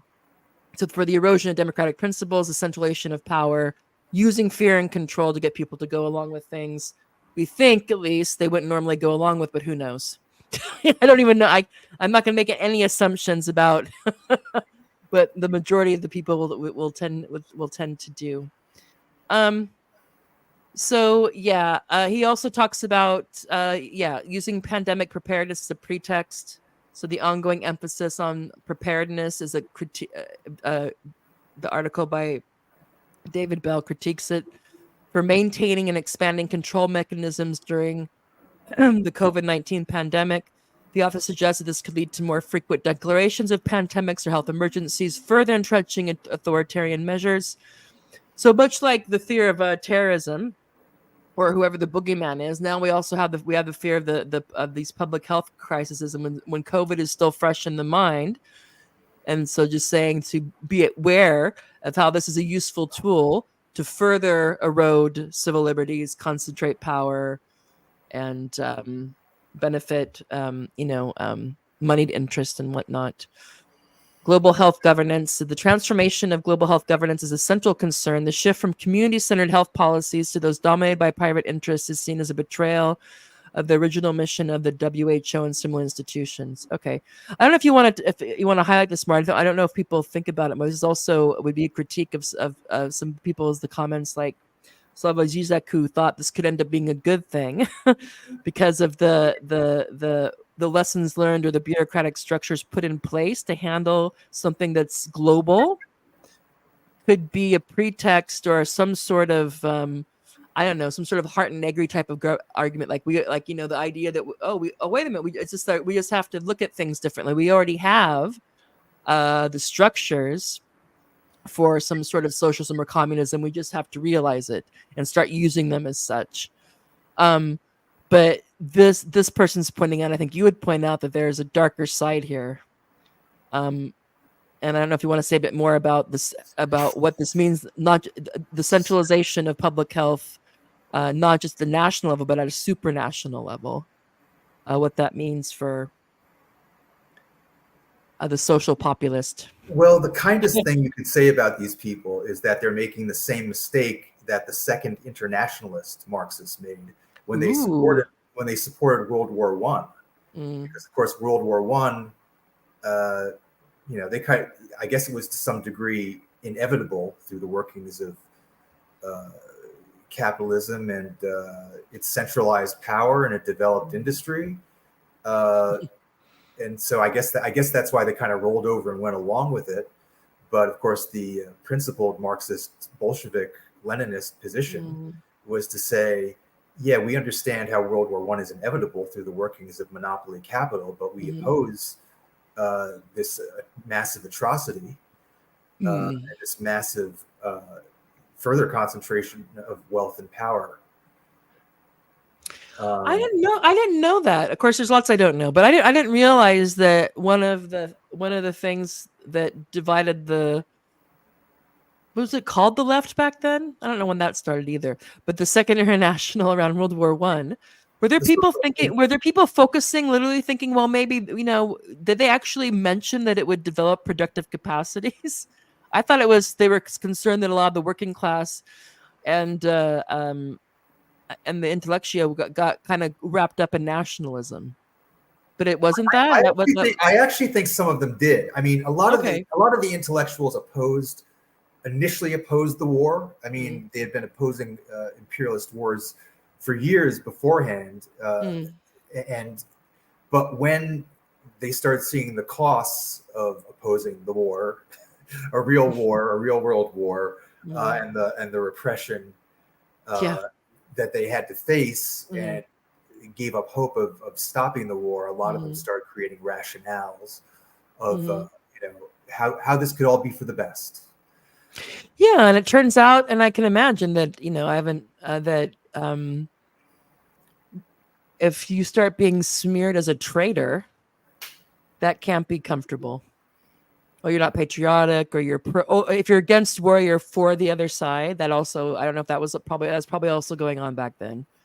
Like, oh, what do you like? For the Germans or whoever. It's like, okay, interesting. Germany. Yeah, I guess, yeah. So we keep on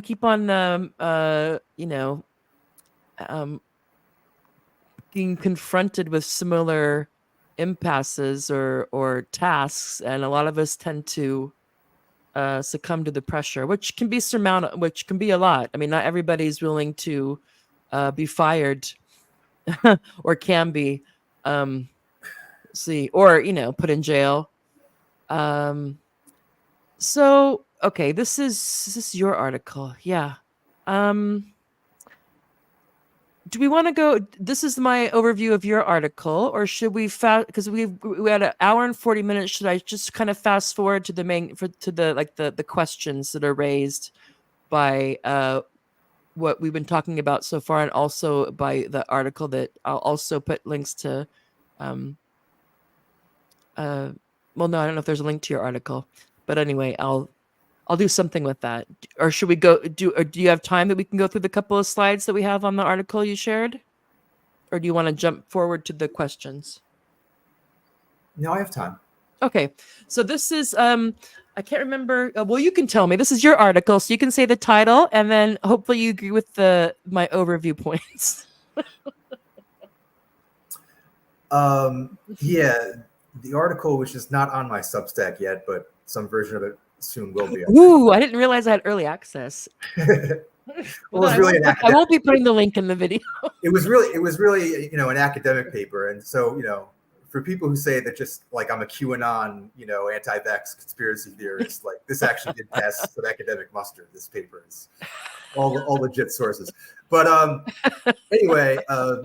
The paper highlights significant concerns about conflicts of interest within the WHO, particularly related to the influence of pharmaceutical companies.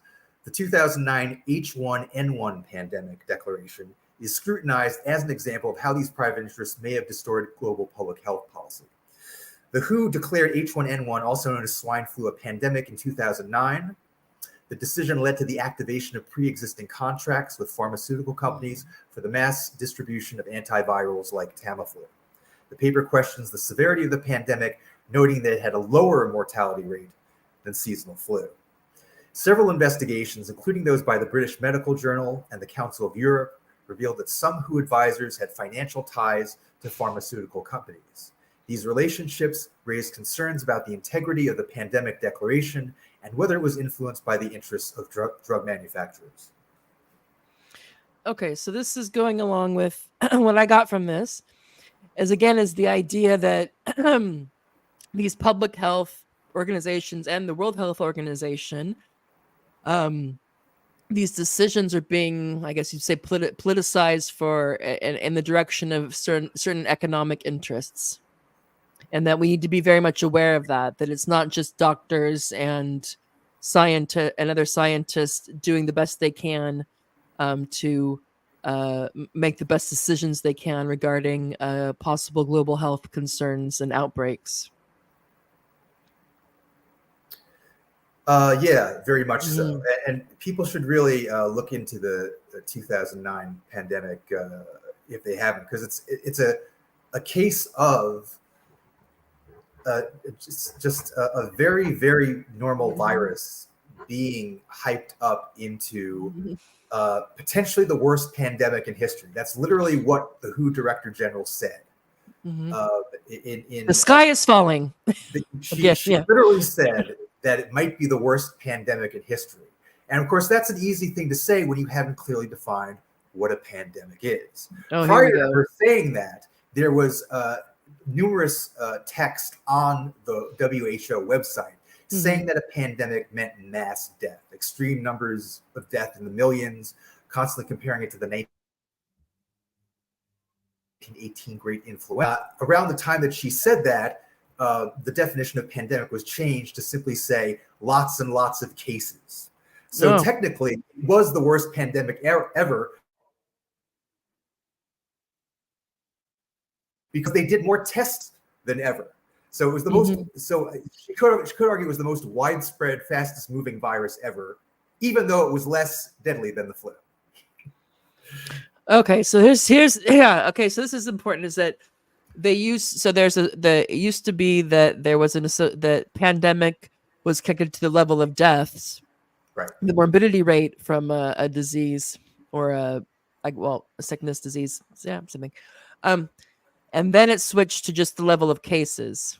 That's right. Which of course we know now, and we can think back that you can be asymptomatic, you have moderate symptoms, and I don't know what the death rate, the morbidity rate ended up being. Best that they could tell was about, was it 1% for No, COVID now? no, much lower than that. Much lower. It was about, I think, double or triple of the seasonal flu if you were over 60. Mm-hmm. But if you were, say, under 30, it was less deadly than the seasonal Yeah.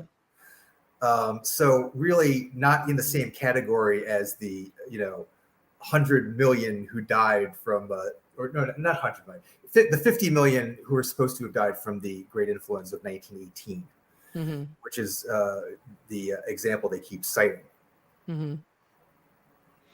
Yeah. But the rate was like definitely less than 1%. A lot of peer-reviewed studies say less than 0.5%. Okay. And I know that there's rate. been some data collection concerns because there was the I think I remember I think it was UK, might have been I don't think it was just here.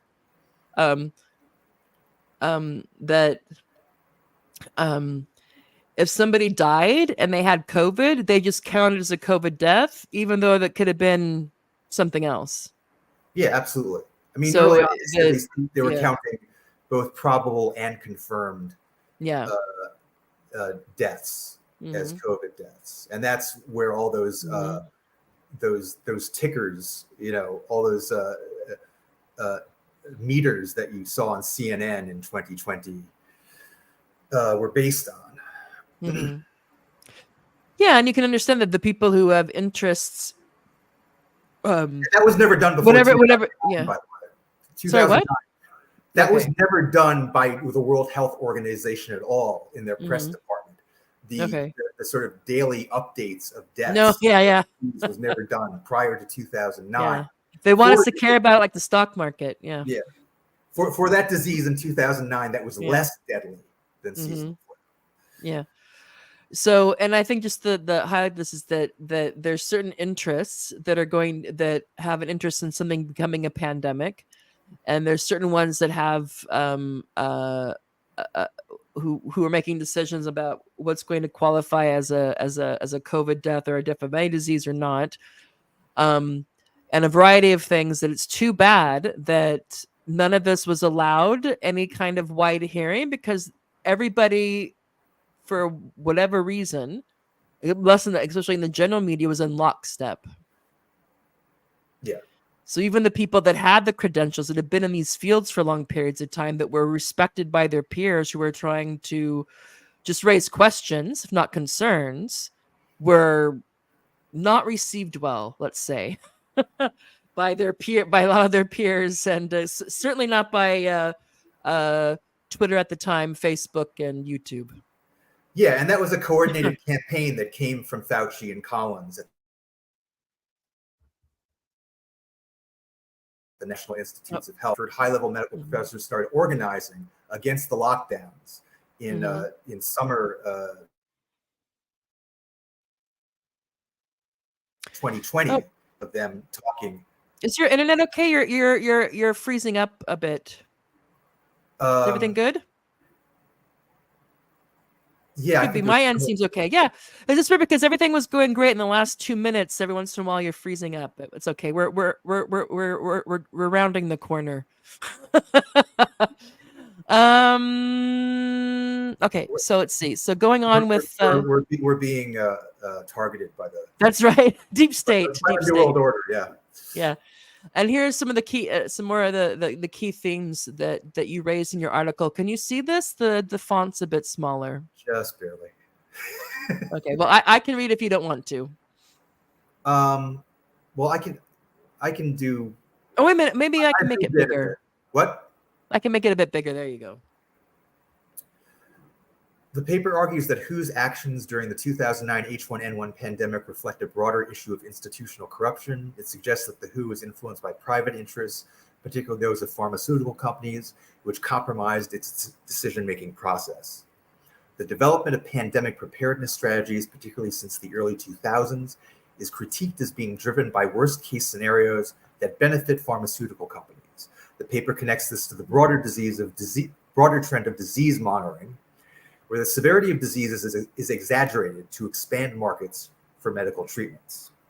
Companies like Roche and GlaxoSmithKline are shown to have significant influence on WHO's policies, particularly in promoting the stockpiling of antivirals like Tamiflu and Relenza. The paper points out that these drugs were never adequately tested for pandemic influenza, raising questions about their efficacy and the motivations behind their promotion. The paper discusses the role of political figures such as Donald Rumsfeld in shaping public health policy. It suggests that the securitization of public health, particularly in the context of influenza pandemics, was driven by political and corporate interests rather than genuine public health concerns. The paper critiques the shift in global health governance towards a model heavily influenced by private funding. It argues that this shift has led to a distortion of the WHO's mission, prioritizing the interests of wealthy nations and corporations over the needs of the global population, particularly in developing countries. All right. So this is a great sentence there at the top.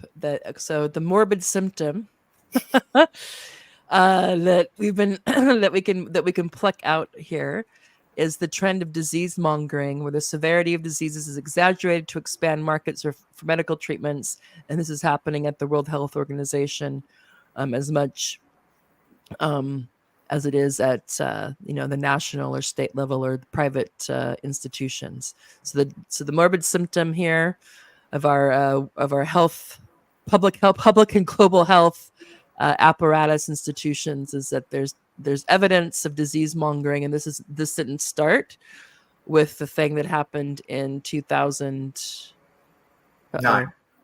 2009. No. I want to say that it didn't start with the last epidemic.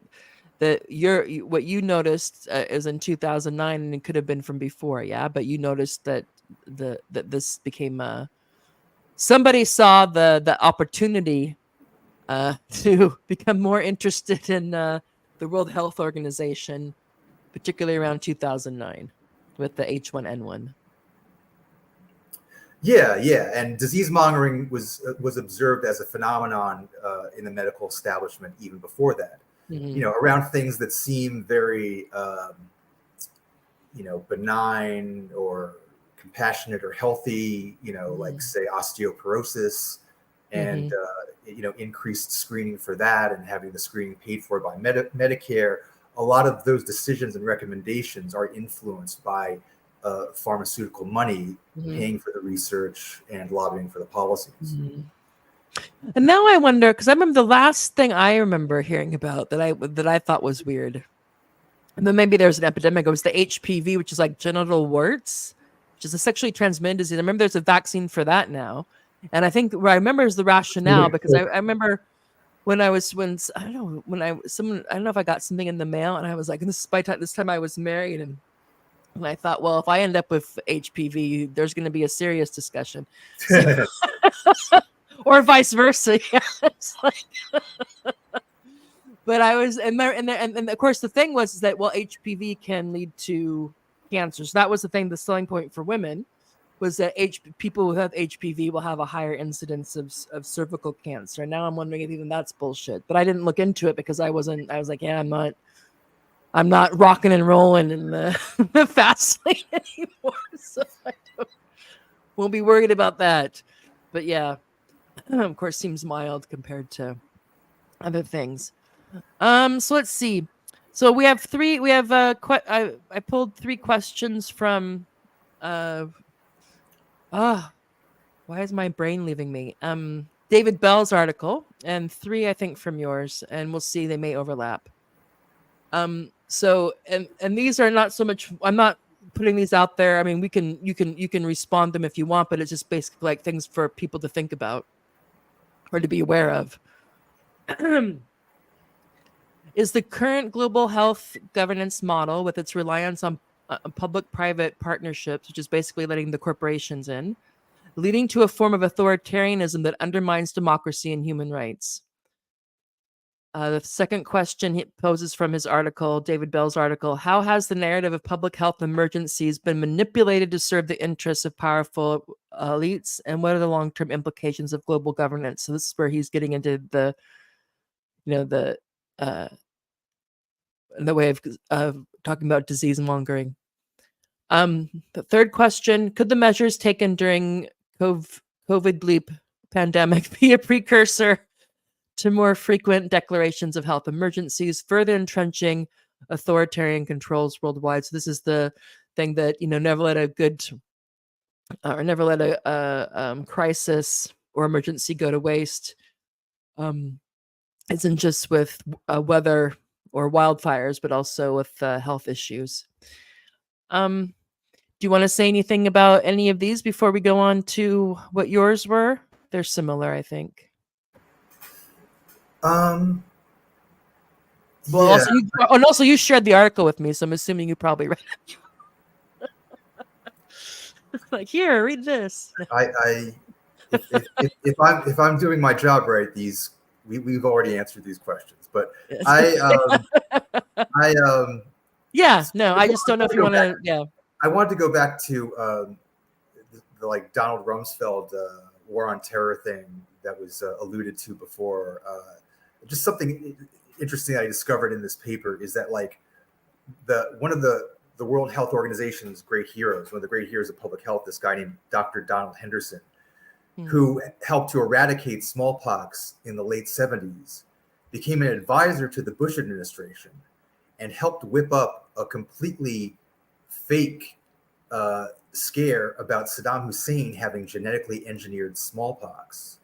And that's why we had to invade Iraq. Oh dear. So, seemingly some of the most, effective and heroic and accomplished people in public health have nonetheless been implicated in some really atrocious, deceptive stuff.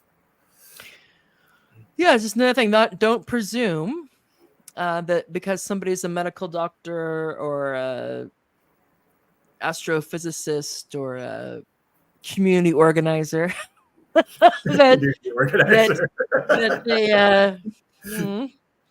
that's right. The organizer in chief. That they can't be.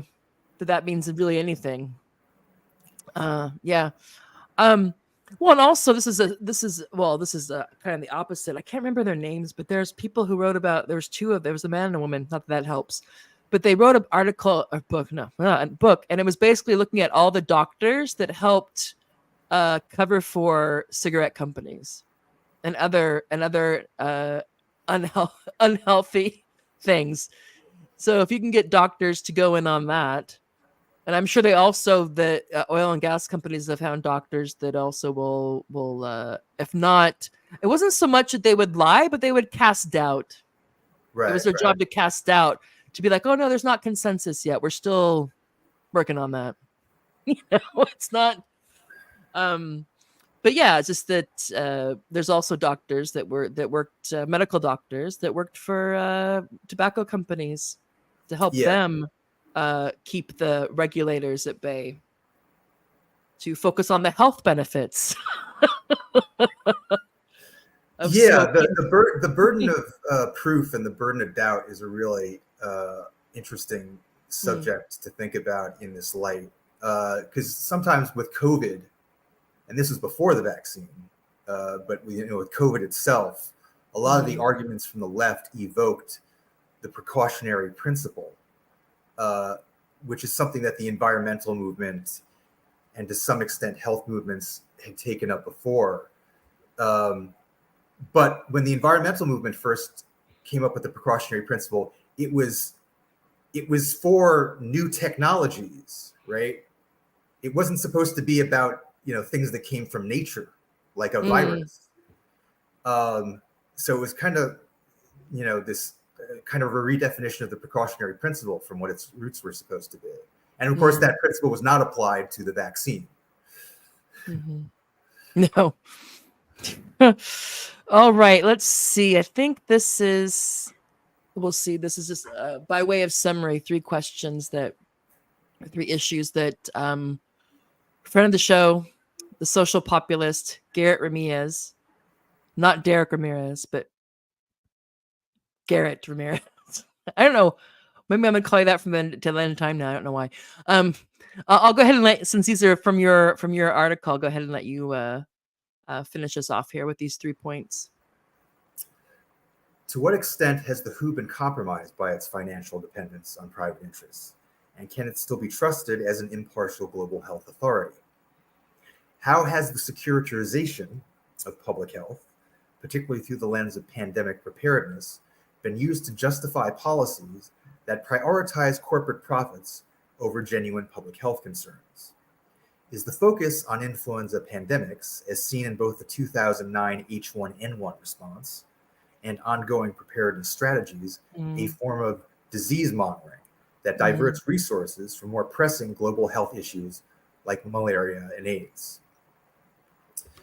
Um, in my paper, there's I found this social science paper from a sociologist who was studying the World Health Organization and the pandemic mhm, programs, and he found that this is in 2012, I think, in the mhm, aftermath of the 2009 influenza pandemic, and he found that like the 10 most closely monitored diseases by the WHO do not overlap at all with the 10 most deadly diseases in the world, right?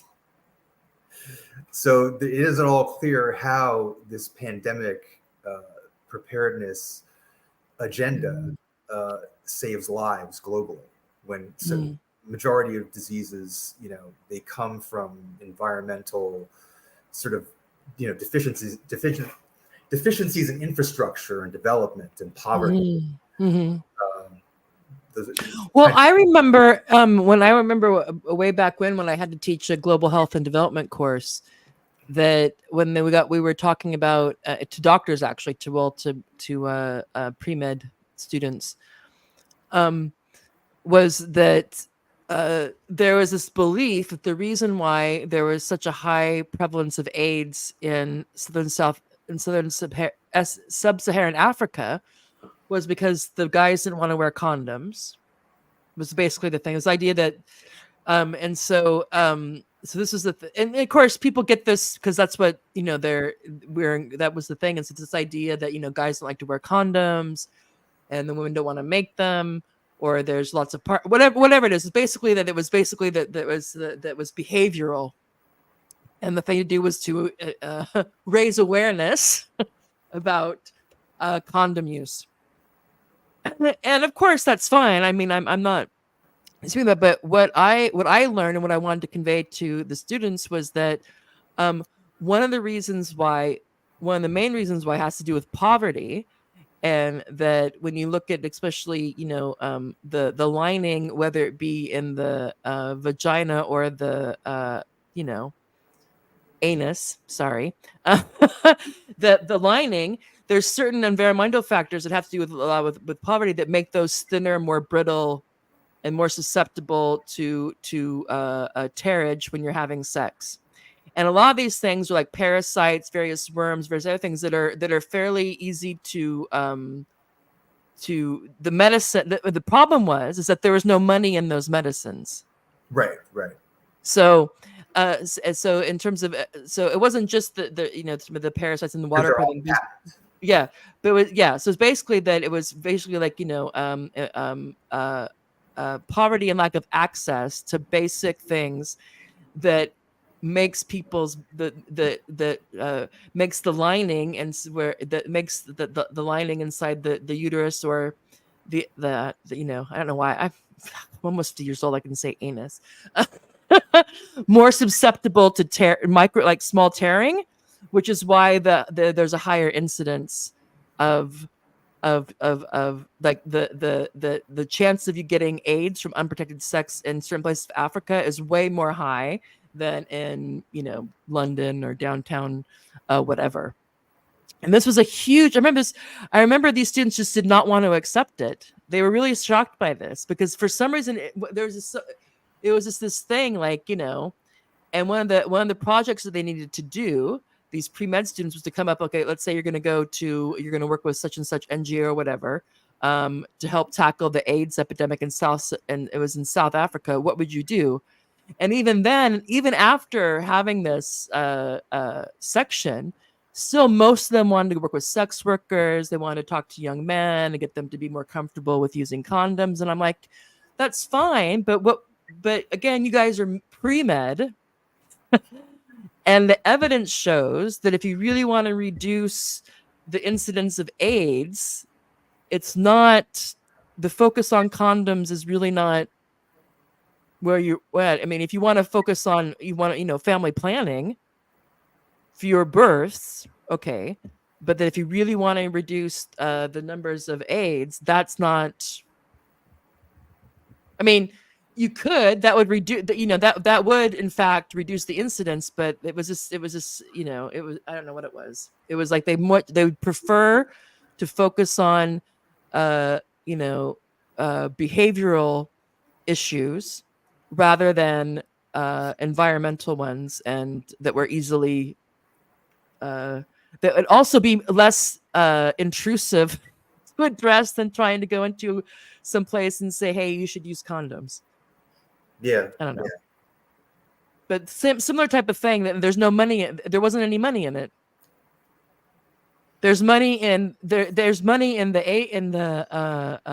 what do they call it? The cocktail, the AIDS cocktail, or the antivirals. There's money in that, but in the medicines and the treatments that would decrease people's chances of acquiring AIDS, no money in that.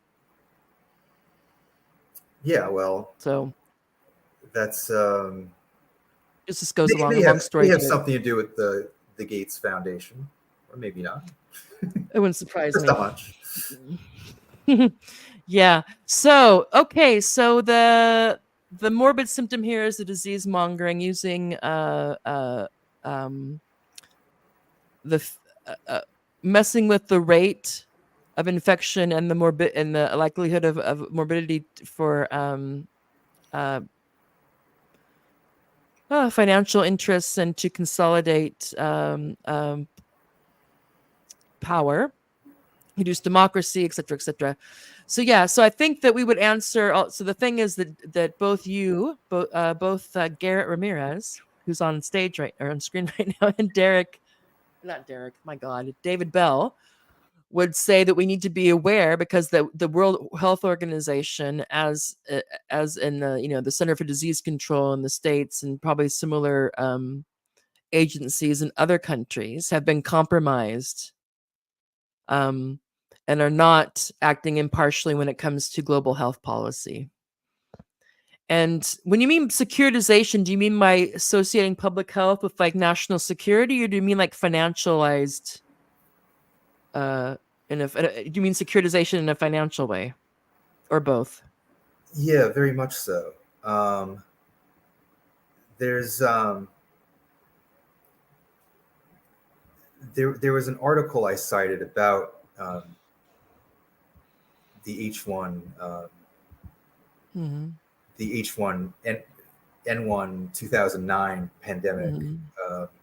by a fellow named Thomas Abrams, I believe, Mm-hmm. who he had a journal article referring to it as the securitization of public health,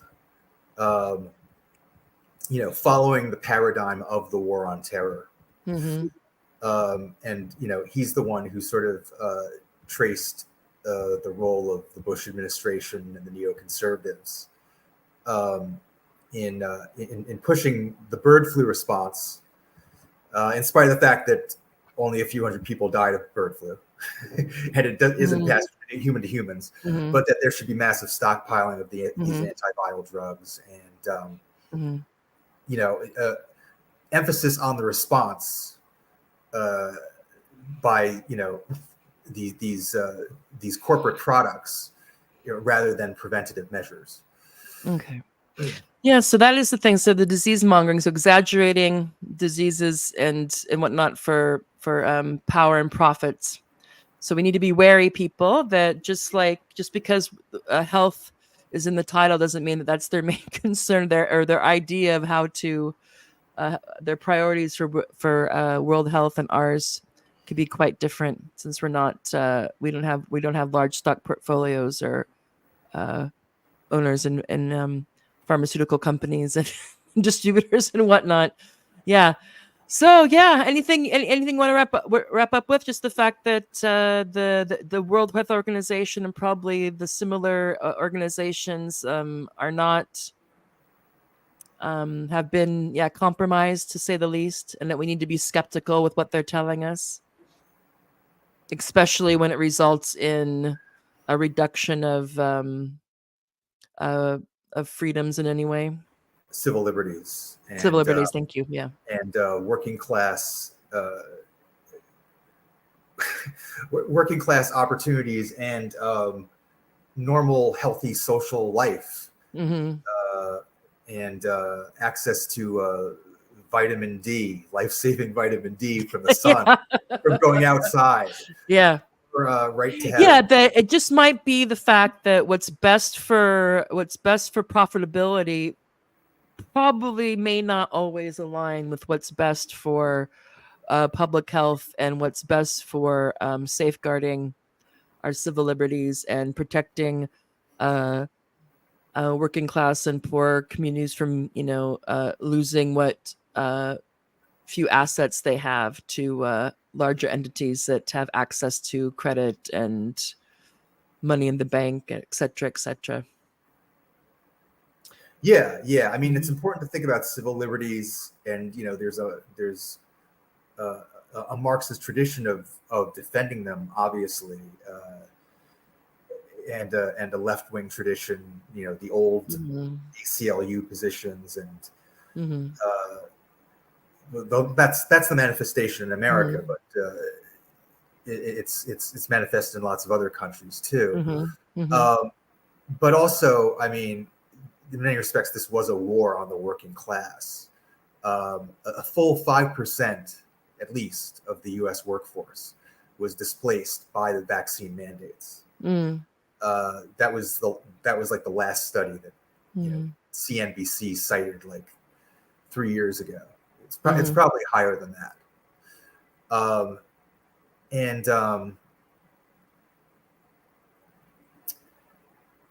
so it's been a disaster both on the individual level and on the collective level. So in that respect, I don't think it is right or left. It's just been a disaster for humanity. And if we ever go along with the COVID tyranny again.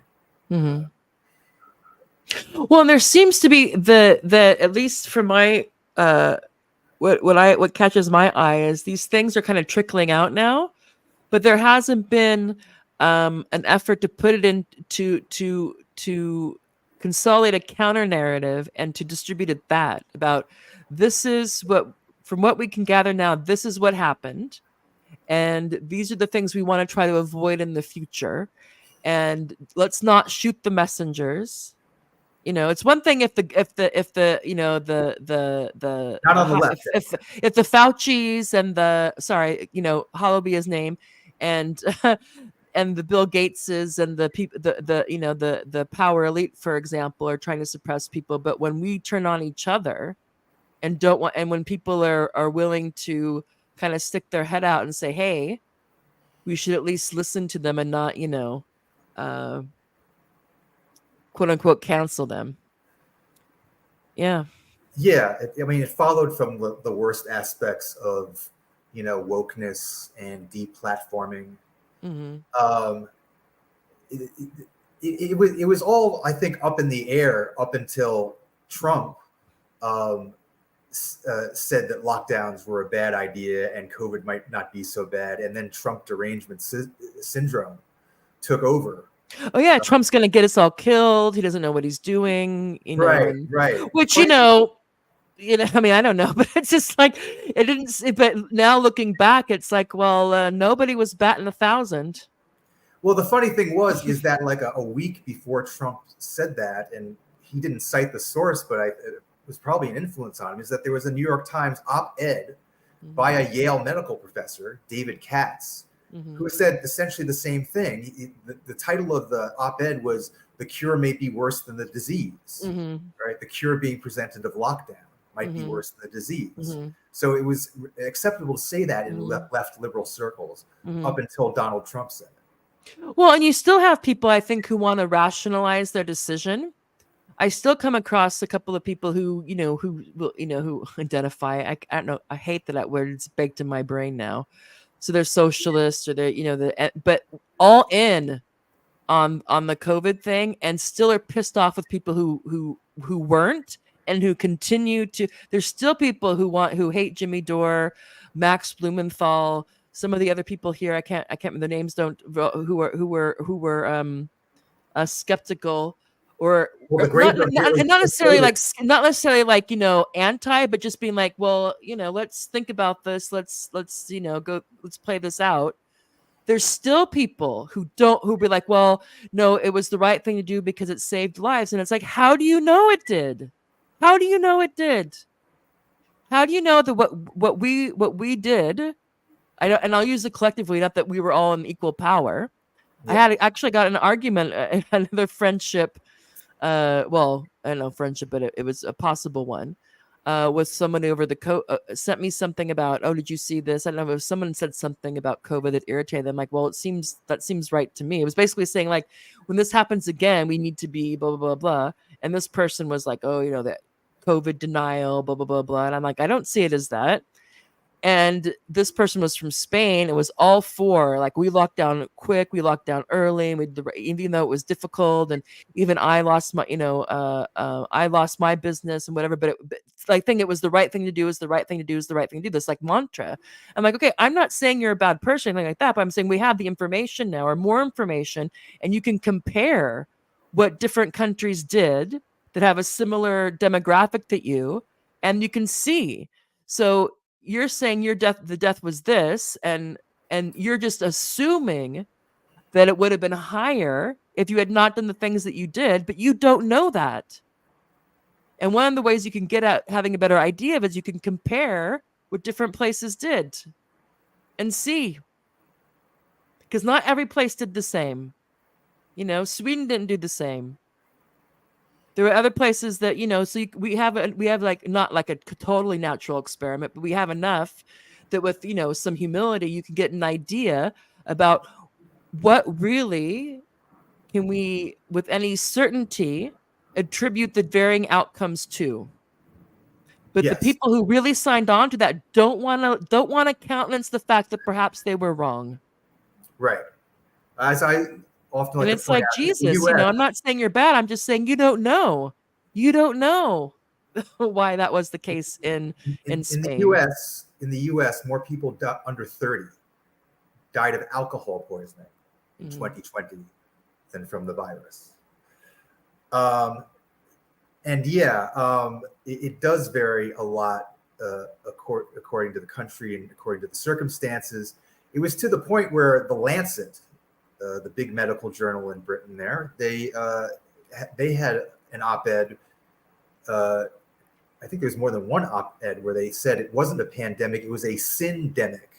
Sin meaning synthetic, meaning there is more than one factor mm-hmm, in the high mortality of 2020, where the people who died, they tended to be people who already had diabetes or obesity, and mm-hmm, these various other chronic illnesses that have been climbing up in the UK and the US and other similar countries over the past 10, 20 years.